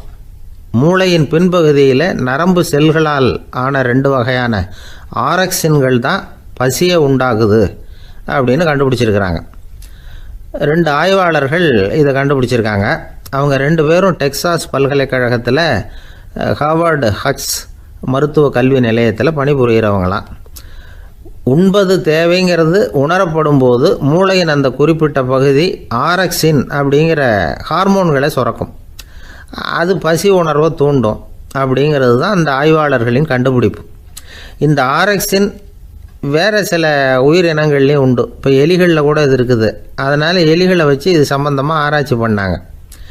எலிகள் உடம்பில் ஆரக்சினை செலுத்தி பார்த்தாங்க. உடனே என்னாச்சு தெரியுமா? அந்த எலியெல்லாம் பசியால் துடிக்க ஆரம்பிச்சுட்டுது. எதையாவது தின்னு பசியை தீர்த்தா போதுங்கிற அளவுக்கு அந்த எலிகள்லாம் அல்லாட ஆரம்பிச்சுட்டுது. இயல்பாக சாதாரணமாக அந்த எலிகள் எவ்வளவு சாப்பிடுமோ அது மாதிரி 8 முதல் 10 மடங்கு அதிகமான ஆகாரத்தை 1 மணி நேரத்துக்குள்ளே சாப்பிட்டு தீர்த்துட்டு தான். சில எலிகளின் மூளையில் இந்த ஆரக்சின் அளவை கட்டுப்படுத்தி பார்த்துருக்குறாங்க. உடனே என்னாச்சு தெரியுமா? அதெல்லாம் சாப்பாட்டை கண்டால் முகத்தை திருப்பிட்டு போக ஆரம்பிச்சுட்டு தான். அந்த எலிகளுக்கு பசி எடுக்கலையாம். இந்த ஆராய்ச்சியின் அடிப்படையில் பசியை எடுக்காமல் இருக்கிற மனிதர்களுக்கும் பசியை தூண்ட முடியும் அப்படின்னு சொல்லி ஆராய்ச்சியாளர்கள் தெரிவிச்சிருக்கிறாங்க. ஆக ஆரக்சின் தான் பசிக்கு காரணம்ங்கிறது தெரிஞ்சு போச்சு. சரி, இந்த ஆரக்சின் அப்படின்னா என்ன? அது ஒரு கிரேக்க சொல். அதுக்கு பசின்னு அர்த்தம். நம்ம ஆளுங்களுக்கெல்லாம் பசியை தூண்டுறதுக்கு மருந்து தேவையில்லை, பசியை குறைக்கிறதுக்கு தான் மருந்து தேவை. ஒரு அம்மா டாக்டரை தேடி வந்தாங்களாம். டாக்டர், எங்கள் வீட்டுக்காரருக்கு திடீர்னு அகோர பசி, நிறைய சமைச்சு போடுறேன், அவ்வளவையும் சாப்பிட்டுட்டு கீழே கிடக்கிற குப்பை கூலங்களையும் எடுத்து சாப்பிட ஆரம்பிச்சுட்றார், என்னன்னு கவனித்து பாருங்கள் அப்படின்னாங்களாம். எவ்வளோ நாளாக அப்படி இருக்குதுன்னு கேட்டிருக்காரு டாக்டர். 1 வாரமாக அப்படி இருக்குதுன்னாங்களாம். இவ்வளவு நாளாக ஏன் சும்மா இருந்தீங்க? ஆரம்பத்திலே இங்கே அழைச்சிட்டு வர வேண்டியது தானே அப்படின்னாரான் டாக்டர். அது ஒன்றும் இல்லை டாக்டர், வீடு பூரா சுத்தமாகட்டுமேன்னு பார்த்துக்கிட்டு இருந்தேன் அப்படின்னாங்களாம் அந்த அம்மா.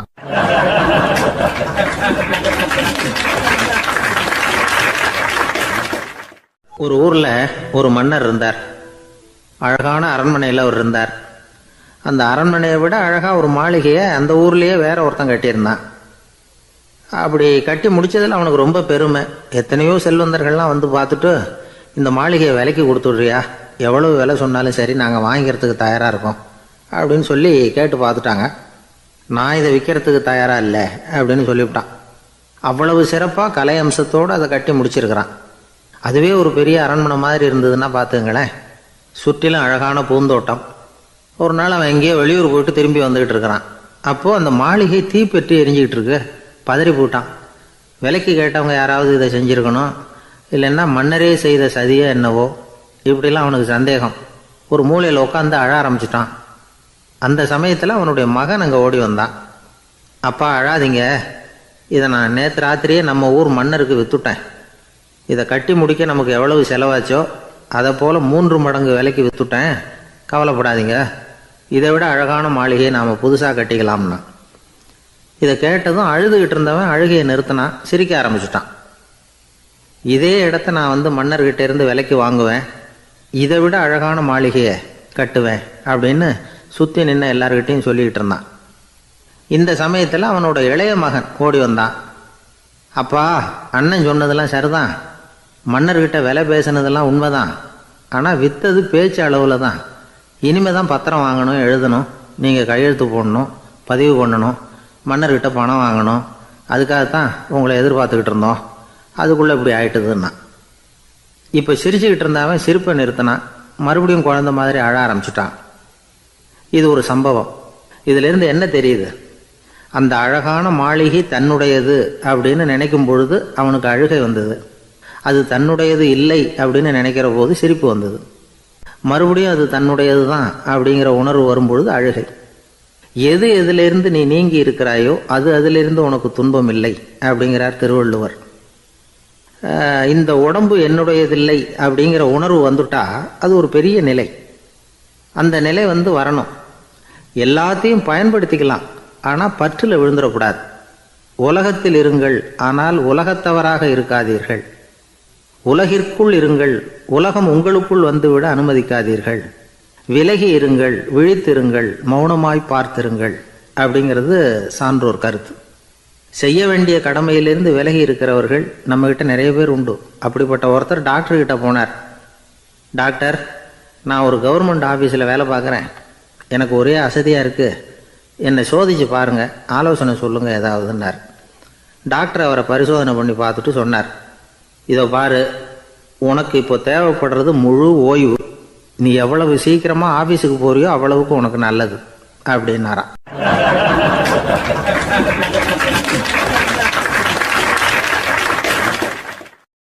ஒரு மாணவனை பார்த்தேன்.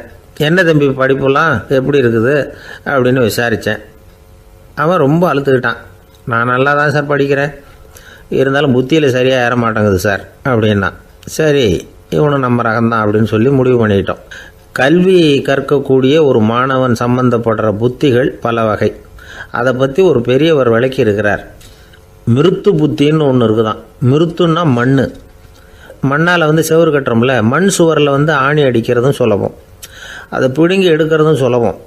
அது மாதிரி சில பேர் குரு சொல்லி கொடுக்குறத சுலபமாக கேட்டு தெரிஞ்சு வச்சுக்குவாங்க, கொஞ்ச நேரத்தில் சுலபமாக மறந்தும் போயிடுவாங்க. இது மிருத்து புத்தின்னு பேர், மண் புத்தி.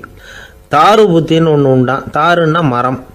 அதில் பச்சை மரத்தில் ஆணி அடிக்கிறது சுலபம், ஆனால் அதை எடுக்கிறது கஷ்டம். அது மாதிரி ஆசிரியர்கிட்ட இருந்து கேட்டதை கவனமாக மனசில் பதிய வச்சுக்கிட்டு அதை மறக்காமல் இருக்கிறது தாரு புத்தி. பட்டை மரமாக இருந்தால் அதில் ஆணி அடிக்கிறதும் கஷ்டம், அடிக்கிற ஆணியும் சீக்கிரம் நழுவிடும். அது மாதிரி கேட்குற விஷயம் மனசில் பதியறதும் கஷ்டம். அப்படியே பதிஞ்சாலும் அது நீடிச்சு இருக்கிறதும் கஷ்டம், கொஞ்ச காலத்தில் மறந்துடும். இன்னொரு வகை புத்தி ஒன்று உண்டு, அதுக்கு பேர் சிலா புத்தின்னு பேர். சிலான்னா கல். ஒரு கருங்கல்லில் 4 துளையை போட்டு ஒரு துளையில் உளியை வச்சு அடித்தா மற்ற துளை வழியாகவும் பிளந்து கல் 2 ஆகிடும். அது மாதிரி சந்தியான இடங்களில் குறிப்பாக ஒரு பொருளை சொன்னால் அதை வச்சுக்கிட்டு மற்றதையும் தெரிஞ்சுக்கிறது, அது சிலா புத்தின்னு பேர். வேணு புத்தின்னா என்ன தெரியுமா? வேணுன்னா மூங்கில். மூங்கில் கணுவில் ஒரு பக்கம் உளியை வச்சு அடித்தா 2 பக்கமும் பிளந்துடும். அது மாதிரி ஒரு செய்தியை கேட்டுக்கிட்டு இருக்கிறப்பவே அதோட முன்பின் தொடர்களையும் தெரிஞ்சுக்கணும், அது வேணு புத்தி. தைல புத்தின்னு ஒன்று உண்டு. தைலம்ங்கிறது எண்ணெய். தண்ணியில் ஒரு துளி எண்ணெயை விட்டால் அது தண்ணி பூரா பரவி போடுதில்ல, அது இப்படி பரவுறது மாதிரி ஆசிரியர் சுருக்கமாக ஒரு கருத்தை சொன்னால் அதை வச்சுக்கிட்டு பூரா விஷயங்களையும் தெரிஞ்சுக்கணும், அது தைல புத்தி. கற்பூர புத்தின்னு ஒன்று கேள்விப்பட்டிருக்கோம். அது எப்படின்னா, கற்பூரம் தீ பட்ட உடனே பிடிச்சிக்கும். ஆசிரியர் சொன்ன உடனே நுண்ணறிவோட பாடங்களை புரிஞ்சுக்கிறது இந்த வகை புத்தி. கரி புத்தின்னு ஒன்று. அது எப்படின்னா, கரியில் நெருப்பை வச்சு விசிறிய பிறகு அதுக்கப்புறம் அது கறி நெருப்பாகும். அது மாதிரி காலம்பரை சாயந்தர வேலைகளில் ஆசிரியர் பாடம் சொல்லி கொடுப்பார், அதை கொண்டு புரிஞ்சுக்கிறது இந்த வகை. கதலித்தண்டு புத்தின்னு ஒன்று சொல்லுவாங்க. கதலிங்கிறது வாழை மரம். வாழைத்தண்டில் தீ வைக்கிறது எவ்வளவு சிரமமோ அவ்வளவு சிரமத்தோடு கல்வி கற்கிறது கதலித்தண்டு புத்தி. இதை தவிர இன்னும் சில வகையான மாணவர்களை கூட அடையாளம் காட்டுறாங்க. ஆசிரியர் சொன்னதில் நல்லதை மட்டும் எடுத்துக்கிறவன் அன்னம். ஆசிரியர் கிடைச்ச இடத்துல பாடத்தை கேட்டுக்கிட்டு பிறகு தனியாக உட்காந்து சிந்திக்கிறவன் பசு. பசுமாடு அப்படி தானே, புல் கண்ட இடத்துல மேயும், அதுக்கப்புறம் நிதானமாக அசை போட்டுக்கும். ஆசிரியர் சொன்னதை தவிர வேறு எதையும் சொல்ல முடியாதவன் கிளி. பல இடங்களில் பாடங்கள் கேட்டு கடைசியில் ஒன்றும் புரியாமல் போகிறவன் ஆடு. ஆடு ஒரு செடியில் வயிறார மேயாது, ஒரே செடியில் இக்கரைக்கு அக்கறை பச்சைன்னா அங்கேயும் இங்கேயும் அலைஞ்சிக்கிட்டே இருக்கும். சில பேருக்கு எருமைன்னு பேர். எருமை எப்படின்னா குளத்து நீரை கலக்கி தான் குடிக்கும்.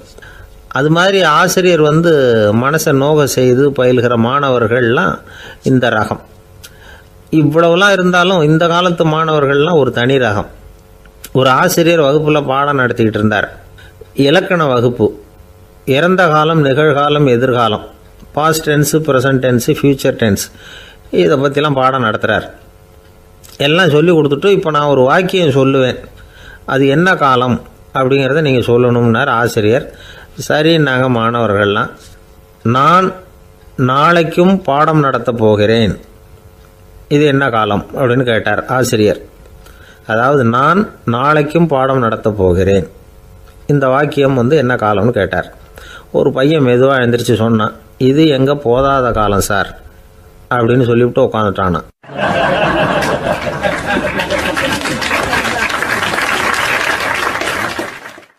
ஒரு ஊரில் ஒரு ஆள் இருந்தான். கற்பனையிலேயே காலத்தை கடத்திக்கிட்டு இருந்தான். ஒரு நாள் ஒரு மரத்தடியில் உட்காந்துருந்தான். அவனுக்கு பசிக்கிற மாதிரி தெரிஞ்சுது. உடனே கற்பனையிலேயே சாப்பிட ஆரம்பிச்சிட்டான். அதாவது எதிரில் இலை போட்டு சாப்பாடு போடப்பட்டிருக்கிறதாகவும் அதை இவன் சாப்பிட்றதாகவும் நினச்சிக்கிட்டு கையை மட்டும் வாய்க்கும் தரைக்குமா அப்படியும் இப்படியும் கொண்டுகிட்டு போய் பாவனை பண்ணிகிட்டே இருக்கிறான். தூரத்தில் இருந்து பார்க்குறவங்களுக்கு இவன் ஏதோ பலமான விருந்து சாப்பிட்டுக்கிட்டு இருக்கிறான் அப்படின்னு தான் தோணும். அது மாதிரியே பண்ணிக்கிட்டு இருந்தான். அந்த வழியாக ஒரு சன்னியாசி வந்துக்கிட்டு இருந்தார். இவனை பார்த்தார். என்ன இவன் இப்படி பண்ணிகிட்டு இருக்கிறானே அப்படின்னு நினச்சாரு. கொஞ்ச நேரம் அவனையே உத்து பார்த்துக்கிட்டு இருந்தார். இவரை பார்த்ததும் அவன் இன்னமும் சுவாரஸ்யமாக சாப்பிட ஆரம்பிச்சிட்டான். அப்பப்பா, என்ன இது, இந்த குழம்பு இவ்வளவு காரமாக இருக்குது, என்னுடைய நாக்கே எரிஞ்சு போடும் போல இருக்கே அப்படின்னு சொல்லிக்கிட்டு பக்கத்தில் ஒரு குவளையை எடுத்து தண்ணி குடிக்கிறது மாதிரி பாவனை பண்ணுறான். அப்பாடா, இப்போ கொஞ்சம் பரவாயில்ல அப்படின்னு சொல்லிக்கிட்டு குவளையை கீழே வைக்கிறது மாதிரி ஒரு பாவனை பண்ணுறான். சன்னியாசி பார்த்தார். என்னப்பா, சாப்பாட்டில் காரம் அதிகமோ அப்படின்னார். ஆமாம் சுவாமி, ஞாபகம் மறதியில் கொஞ்சம் மிளகாய் அதிகமாக சேர்த்துக்கிட்டேன் அப்படின்னா. சரி சாப்பிடு அப்படின்னு சொல்லிட்டார். அவன் சாப்பிட்டு முடிக்கிற வரைக்கும் பொறுமையாக உட்காந்துருந்தார். அவன் அப்பாடா அப்படின்னு சொல்லிட்டு மறுபடியும் தண்ணியை எடுத்து குடித்தான். எல்லாம் கற்பனையிலேயே. அதுக்கப்புறம் சன்னியாசி பேச ஆரம்பித்தார். இதை பாருப்பா, உன்னுடைய கற்பனையை நான் மெச்சுறேன். இருந்தாலும் உன் சாப்பாட்டில் ஒரு இனிப்பையும் வச்சுருக்கலாமே, ஏன் மிளகாயை அளவுக்கு அதிகமாக போட்டுவிட்டு அவஸ்தைப்படுறேன் அப்படின்னார். அவன் யோசிக்க ஆரம்பித்தான். அதுக்கப்புறம் இவர் சொன்னார், இதை பாருப்பா, இனிமேல உன்னுடைய கற்பனையும் உயர்ந்ததாக இருக்கட்டும் அப்படின்னு உபதேசம் பண்ணிவிட்டு போனார். எப்பவும் உயர்வை பற்றியே சிந்திக்கணும். உயர்வு கிடைக்கலன்னா கூட அப்படி சிந்திக்கிறத நிறுத்தப்படாது அப்படிங்கிறார் திருவள்ளுவர். உள்ளுவது எல்லாம் உயர் உள்ளல், மற்ற அது தள்ளினும் தள்ளாமை நேர்த்து. ஊக்கம் இல்லாமல் உலகத்தில் வாழ்ந்து பிரயோஜனம் இல்லை. அதனால் உயர்வாகவே சிந்திக்கணும். அது நம்மளை ஊக்கப்படுத்தும். இது பெரியோர் வாக்கு. இந்த உலகத்தில் கற்பனையிலேயே வாழ்கிற சில கஞ்சர்களும் உண்டு. அதாவது 2 கஞ்சர்கள், 2 பேரும் பக்கத்து ஊரில் இருந்தாங்க. பொங்கல் சமயம் ஒரு கஞ்சன் தன்னுடைய மகனை கூப்பிட்டான். இதை பாருப்பா, பக்கத்து ஊரில் என்னுடைய நண்பன் ஒருத்தன் இருக்கிறான், அவனுக்கு பொங்கல் பரிசு ஏதாவது கொடுக்கணும். நான் ஒரு 4 ஆட்டுக்குட்டியை தரேன், நீ கொண்டுகிட்டு போய் கொடுத்துட்டு வந்து விடுறியா அப்படின்னு கேட்டான். சரி, நான் புள்ள ஒரு பைய கையில் எடுத்துக்கோன்னா.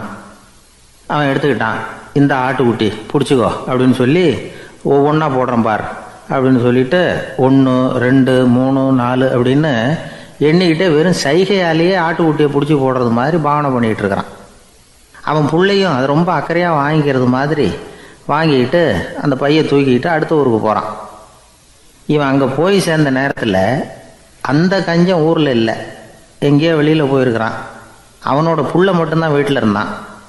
இவன் அவன்கிட்ட, இதை பாரு, எங்கள் அப்பா உங்கள் அப்பாவுக்கு ஆட்டுக்குட்டி கொடுத்து அனுப்பியிருக்கிறாரு, பிடிச்சிக்கோ அப்படின்னு சொல்லி பாவனையிலேயே ஒவ்வொன்றா எடுத்து அவங்ககிட்ட கொடுத்துட்டான். அவனும் வாங்கிட்டான் வாங்கிறது மாதிரி.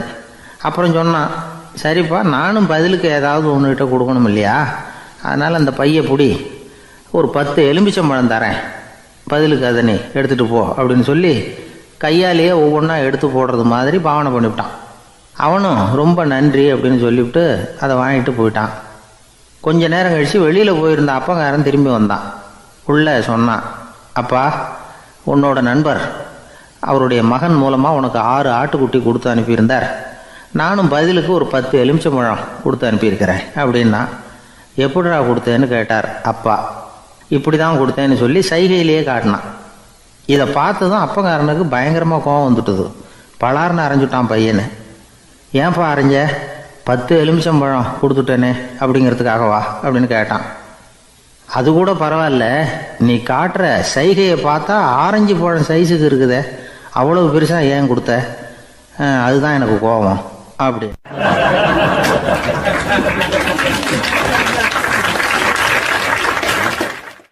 ஒருத்தர் ஓடி வந்தார்.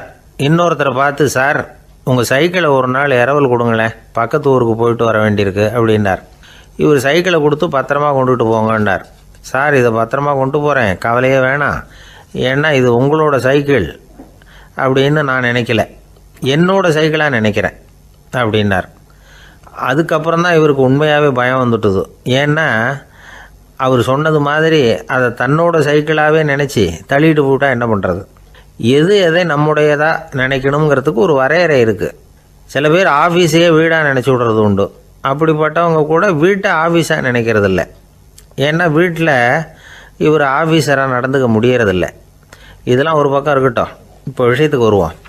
பொறியியல் மேதை டாக்டர் விஸ்வேஸ்வரய்யா இருந்தார் இல்லையா, பாரத ரத்னா விருதெல்லாம் கொடுத்தாங்களே. ஆஃபீஸ் வேலை வேறு, சொந்த வேலை வேறு அப்படிங்கிறதுக்கு ஒரு உதாரணமாக இருந்தவர் அவர். மைசூர் மகாராஜா கிட்ட திவானாக இருந்தார். அவர் ஒரு நாள் அரசாங்க வேலை காரணமாக வெளியூர் போயிருந்தார். ஹாசன்கிற ஊருக்கு பக்கத்தில் ஒரு பயண மாளிகை, அங்கே தங்கிவிட்டார். ராத்திரி அங்கே தங்கி இருந்துட்டு விடிஞ்சதும் ஊருக்கு திரும்புறதாக திட்டம். ராத்திரி தூங்கிறதுக்கு ரொம்ப நேரம் ஆகிட்டுது. ரொம்ப நேரம் வரைக்கும் அரசாங்க சம்பந்தப்பட்ட வேலைகளையே பார்த்துக்கிட்டு இருக்கிறார்.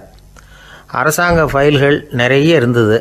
அதையெல்லாம் ஒவ்வொன்றா எடுத்தார், படித்து பார்த்தார், பரிசீலனை பண்ணார். அதில் எழுத வேண்டியதை எழுதினார், கையெழுத்து போட்டார். ஒரு வழியாக அந்த வேலையெல்லாம் முடிஞ்சுது. அதுக்கப்புறம் என்ன பண்ணார்னா, தன்னுடைய சூட்கேஸை திறந்தார். அதிலேருந்து 2 மெழுகுவத்தியை எடுத்து கொளுத்தி வச்சார். அந்த பயண மாளிகையில் அது வரைக்கும் எரிஞ்சிக்கிட்டு இருந்த மின்சார விளக்குகளை அணைச்சிட்டார். அதுக்கு பிறகு அந்த மெழுகுவத்தி வெளிச்சத்தில் சில புத்தகங்களை தொடர்ந்து படிக்க ஆரம்பிச்சிட்டார். அந்த பயண மாளிகையில் பணியாளராக இருந்தவர் இதை பார்த்துட்டு ஓடி வந்தார். மறுபடியும் மின் விளக்கு போடுறதுக்காக போனார். விஸ்வேஸ்வரய்யா அதை பார்த்துட்டு போட வேணாம்ட்டாராம். இது வரைக்கும் நான் அரசாங்க அலுவல்களை கவனிச்சிக்கிட்டு இருந்தேன், அதனால் மின் விளக்குகள் அப்போ எரிஞ்சதில் தப்பு இல்லை. இப்போ நான் புத்தகம் படிச்சுக்கிட்டு இருக்கேன், இது என்னுடைய சொந்த வேலை. இங்கே இருக்கிற மின் விளக்கு அதுக்காக ஏன் எரியணும் அப்படின்னு கேட்டாராம். இப்போ இருக்கிற சில அரசு பணியாளர்கள்கிட்ட இந்த சம்பவத்தை பேச்சோட பேச்சாக சொல்லி பார்த்தேன். அவங்களால இதை ஜீரணிக்கவே முடியல. நேர்மை தேவை தான் சார், அதுக்காக அவ்வளவு தூரத்துக்கு அது தேவையா அப்படிங்கிறாங்க. விஸ்வேஸ்வரய்யா அப்படி பண்ணினது தான் ஒரு நேர்மையாளர் அப்படின்னு இந்த உலகத்துக்கு நிரூபிக்கணுங்கிறதுக்காக இல்லை.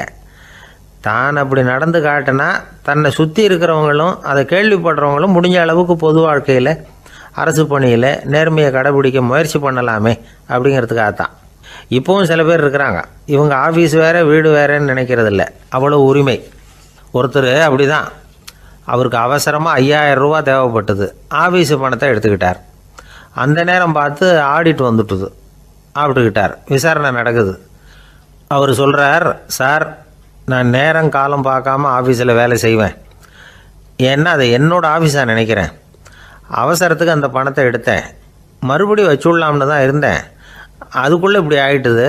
நீங்கள் என்ன நினச்சாலும் சரி, நான் ஆஃபீஸ் வேறு வீடு வேறு அப்படின்னு நினைக்கிறதில்ல, அது என்னோடய சுபாவம் அப்படின்னார். விசாரணை பண்ணவர் தீர்ப்பு வழங்கினார். உங்கள் சுபாவத்துக்கு மதிப்பு கொடுத்து நானும் தீர்ப்பு வழங்குறேன்.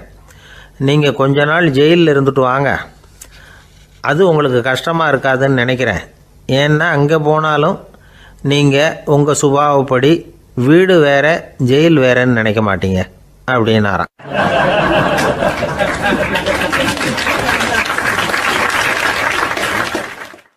ஒரு நண்பர் யாருக்கோ ஃபோன் பண்ணிகிட்டு இருந்தார். அவர் பேசி முடித்ததும் நான் அவரை பார்த்து, இப்போ ஃபோன் பண்ணிங்களே அந்த ஃபோன் நம்பர் என்ன அப்படின்னு கேட்டேன். அவர் தலையை சொரிஞ்சுக்கிட்டார், ஞாபகம் வரலன்னார். சரி சார் அதை விடுங்க, உங்கள் மனைவி பேர் என்ன அப்படின்னு கேட்டேன். மாலதின்னார். என்ன சார் இது வேடிக்கை, கொஞ்ச நேரத்துக்கு முன்னாடி பேசின ஃபோன் நம்பர் மறந்து போச்சு, எப்போவோ கல்யாணம் பண்ணிக்கிட்ட மனைவி பேர் மறக்கலை, அதை கரெக்டாக சொல்லிவிட்டீங்களே அப்படின்னு கேட்டேன். அவர் என்னை ஒரு மாதிரியாக பார்த்தார். அவர் அப்படி என்னை பார்த்ததில் ஒன்றும் தப்பு இல்லை, ஏன்னா நாம் எல்லாருமே அப்படி தானே. ஒரு குறிப்பிட்ட காரியத்துக்காக தொலைபேசியில் ஒருத்தட்ட பேசுகிறோம், அதுக்கப்புறம் அந்த எண் நமக்கு அனாவசியம், அதனால் மறந்துடுறோம். இதுக்கு பேர் தான் தற்காலிக ஞாபகம். ஆனால் மனைவி பேரை மறந்துட முடியுமா? முடியாது. அது அவசியமான ஒன்று. அடிக்கடி அந்த பேரை உபயோகப்படுத்துகிறோம், அதனாலேயும் அது முக்கியங்கிறதுனாலேயும் அதை மறக்கறதில்ல. இதுக்கு பேர் நிரந்தர ஞாபகம். சரி, இந்த தற்காலிக ஞாபகம், நிரந்தர ஞாபகம், இது 2 ஞாபக அளவுகளையும் கட்டுப்படுத்துறது எது அப்படின்னா மூளைக்குள்ளே நடக்கிற மின்சார நடவடிக்கைகள் தான். தற்காலிக ஞாபகம் ஒரு மின்னல் மாதிரி தோன்றி மறையுது. நிரந்தர ஞாபகம் ஒரு படிவம் போல் மூளையில் படிஞ்சுடுது. ஒரு சம்பவத்தின் பல பிரதிகள் மூளையில் பல்வேறு பகுதிகளிலேயும் படிகிறதுனால ஒன்று மறைஞ்சாலும் மறந்தாலும் இன்னொன்று மறையறதில்ல. இப்படிப்பட்ட நிலைமையில தான் இந்த தொண்டையில் இருக்கு, வாயில் வரமாட்டேங்குது சார் அப்படிமா. ஒருத்தருக்கு எந்த துறையில் ஆர்வமும் ஈடுபாடும் அதிகமோ அது சம்பந்தமான ஞாபக சக்தி அதிகமாக இருக்கும். தொழிலை விரும்புகிற ஒரு டெலிஃபோன் ஆப்ரேட்டருக்கு எண்கள்லாம் நல்ல ஞாபகம் இருக்கும். அது மாதிரி கவிஞர்களுக்கு வார்த்தைகள் நல்ல ஞாபகத்தில் இருக்கும். இது ஒரு பக்கம் இருந்தாலும் ஒரு மூளை எண்களை விட எழுத்துக்களை விட படங்களை ரொம்ப சுலபமாக ஞாபகத்தில் வச்சுக்குது. புரிஞ்சுக்கிற தன்மை, அனுபவம், புத்தி கூர்மை இது கூடி குறையிறத பொறுத்து ஞாபக சக்தியும் ஏறும் இறங்கும். இப்போ உதாரணத்துக்கு ஒரு பையனுக்கு படித்தது எதுவும் ஞாபகத்தில் இல்லைன்னா அவன் அதை சரியாக புரிஞ்சுக்கலைன்னு அர்த்தம். இந்த மறதிங்கிறது எந்த சமயத்தில் ஒரு பிரச்சனை ஆகுது தெரியுமா? உங்களுக்கு வேண்டியப்பட்ட ஒருத்தரை ஞாயிற்றுக்கிழமை சாயந்தரம் சரியாக 5 மணிக்கு கடற்கரைக்கு வர சொல்லிவிட்டு அந்த நேரத்தை மறந்துவிட்டா அது பரவாயில்ல, வர சொன்னதையே மறந்துவிட்டா தான் நிலைமை மோசம்னு அர்த்தம். இப்படி இருந்தால் இது சிகிச்சை எடுத்துக்க வேண்டிய நிலைமைங்கிறத புரிஞ்சுக்கணும். ஆமாம், இதுக்கும் மருந்து இருக்குது. ஆனால் மூளை குறிப்பிட்ட அளவுக்கு கீழே இயங்குறப்போ இன்னொன்று சொல்லுவாங்க, இந்த நியூரோ டிரான்ஸ்மிட்டர் அப்படின்னு சொல்லுவாங்க. அப்படிங்கிற மூளை ரசாயனம் ரொம்பவும் குறைஞ்சி போகிறப்போ மட்டும்தான் உபயோகப்படும். டாக்டர் என்ன சொல்கிறாங்க தெரியுமா?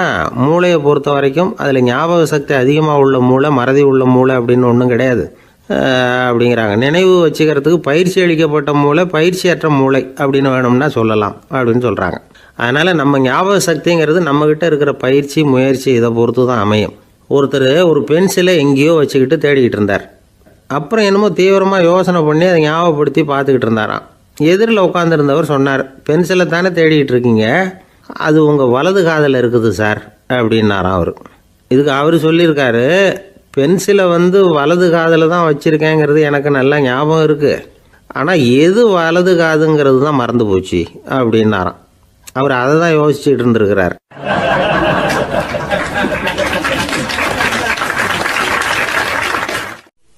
ஒரு நாள் ஒரு நண்பரை சந்தித்தேன். உங்கள் வீடு எதுன்னு உங்களுக்கு தெரியுமா சார்ன்னு. அவர் என்னை ஒரு மாதிரியாக பார்த்தார். அப்புறம் சொன்னார், தெரியும் அப்படின்னாரு. சரி, உங்கள் தொலைபேசி எண் உங்களுக்கு தெரியுமான்னு.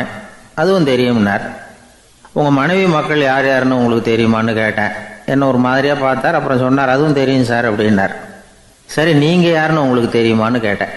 இப்போ தான் அவர் முழிக்க ஆரம்பித்தார். அவர் மட்டும் அப்படி இல்லை, நாம் எல்லாருமே அப்படி தான்.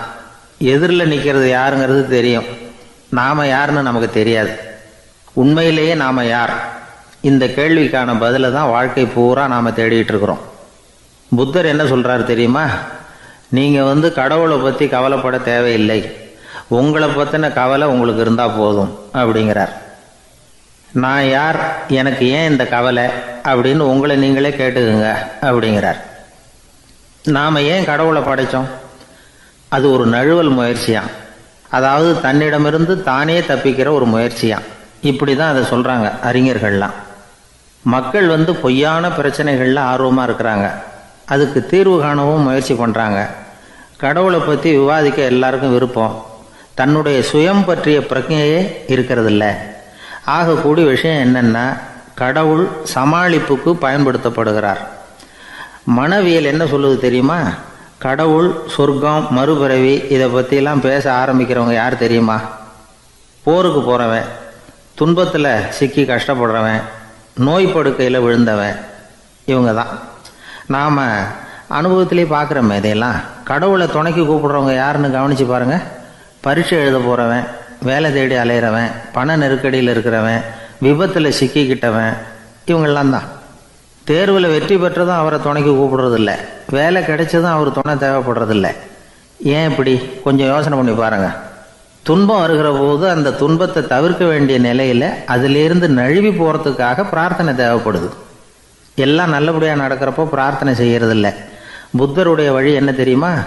அந்த வழியில் கடவுளும் கிடையாது, பிரார்த்தனையும் கிடையாது. புத்தர் செய்தது இதைத்தான்.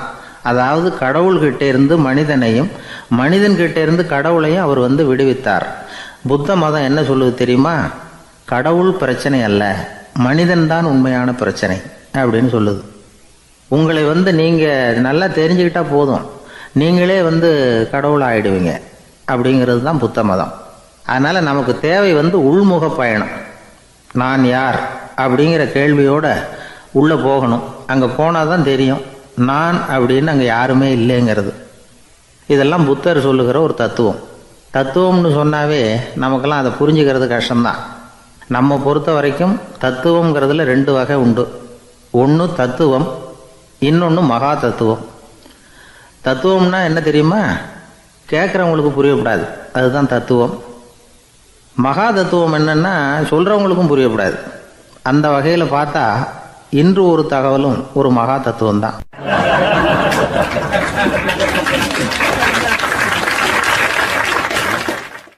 எனக்கு ஒரு உதவி செய்யணும் அப்படின்னு நம்மளை பார்த்து ஒருத்தர் கேட்குறாருன்னு வச்சுங்களேன், உடனே நாம் அவரை பார்த்து என்ன உதவின்னு கேட்போம். இதுதான் சராசரி மனிதர்களின் இயல்பு. ஆனால் ஒருத்தர் எனக்கு ஒரு உதவி செய்யணும் அப்படின்னு கேட்ட உடனே என்ன உதவின்னு கூட கேட்காம சரி செய்கிறேன் அப்படின்னு ஒத்துக்கிறது இருக்கு பாருங்கள், அது கொஞ்சம் அபூர்வம். அந்த காலத்தில் ஒருத்தர் இருந்தார். அவர் எப்படி தெரியுமா, உதவி கேட்குறவங்க நல்லவங்களா கெட்டவங்களா அப்படின்னு கூட பார்க்கல, தனக்கு நன்மையா தீமையா அப்படின்னு கூட பார்க்கல, உதவி செய்கிறேன்னு புறப்பட்டு விட்டார். அவர் யார் தெரியுமா, அவர் தான் நல சக்கரவர்த்தி. அவர் மாதிரி நாமும் உதவி கேட்குறவங்களுக்கு உடனே உதவி செய்கிறதுக்கு தயாராக இருக்கணும் அப்படின்னு சொன்னார் ஒரு ஆன்மீக பேச்சாளர். நல சரித்திரத்தை அவர் சொல்லிக்கிட்டு இருந்தார். இந்திரன், அக்னி, வருணன், யமன் இவங்க 4 பேரும் நலனை பார்த்து எங்களுக்கு நீ உதவி செய்யணும், எங்களுக்காக நீ தூது போகணும் அப்படின்னு கேட்குறாங்க. யாருக்கிட்ட தூது போகணும், என்ன காரியத்துக்காக போகணும் அப்படின்னு கேட்கணும்ல. நலன் அப்படி கேட்கவே இல்லை, உடனே சரின்னு ஒத்துக்கிறான். அதுக்கப்புறம் அவங்க விவரம் சொல்கிறாங்க, என்ன உதவி, யாருக்கிட்ட தூது போகணும் அப்படிங்கிற விவரத்தை சொல்கிறாங்க. நலனுக்கும் அப்புறம்தான் புரியுது, எந்த தமயந்தியை இவன் காதலிச்சானோ, எந்த தமயந்தின் சுயம்பரத்துக்காக இவன் போய்கிட்டு இருக்கிறானோ அந்த தமயந்தியை பார்த்து தங்களுக்காக அவகிட்ட வாதாடணும், பேசணும், தங்களில் ஒருத்தரை கல்யாணம் பண்ணிக்கும்படியாக கேட்கணும் அப்படின்னு அவங்க 4 பேரும் நலங்கிட்ட கேட்குறாங்க. இதை கேட்டதும் நலன் கொஞ்சம் கூட முகம் சுளிக்கலை, பதட்டப்படலை. நேராக தமயந்தி கிட்ட போகிறான். இந்திரன், அக்னி, வருணன், யமன் இவங்களோட சிறப்புகளை எடுத்து சொல்கிறான். இவங்களில் ஒருத்தரை கல்யாணம் பண்ணிக்கலாம் அப்படின்னு சொல்லி கேட்டுக்கிறான். ஆனால் இதுக்கு தமயந்தி சம்மதிக்கலை. சுயம்வரம் நடக்குது, அவள் நலனை தேர்ந்தெடுக்கிறாள். அந்த 4 பேரும் நலனுக்கு நிறைய வரங்கள்லாம் கொடுக்குறாங்க. அதுக்கப்புறம் இப்படி போகுது கதை. இதில் நாம் கவனிக்க வேண்டியது என்னென்னா, உதவின்னு கேட்ட உடனே என்ன உதவின்னு கேட்காம சரி செய்கிறேன்னு சொன்னான் பாருங்கள், அதை கொஞ்சம் சிந்திக்கணும். செய்கிறேன்னு ஒத்துக்கிட்டதுக்கு அப்புறம் அது என்ன உதவின்னு தெரிஞ்சும் முகம் சுளிக்காமல் அதை செஞ்சான் பாருங்கள், அதையும் கொஞ்சம் சிந்திக்கணும். நம்மளும் ஒரு நண்பனை தேடி போனால் எனக்கு ஒரு உதவின்னா சரி சொல்லுன்னா, இப்போ உங்ககிட்ட 2 கார் இருந்தால் என்ன பண்ணுவேன்னா உடனே அதில் ஒன்று உங்ககிட்ட கொடுத்துருவேன்னா, அவன் உங்ககிட்ட 2 பங்களா இருந்தால்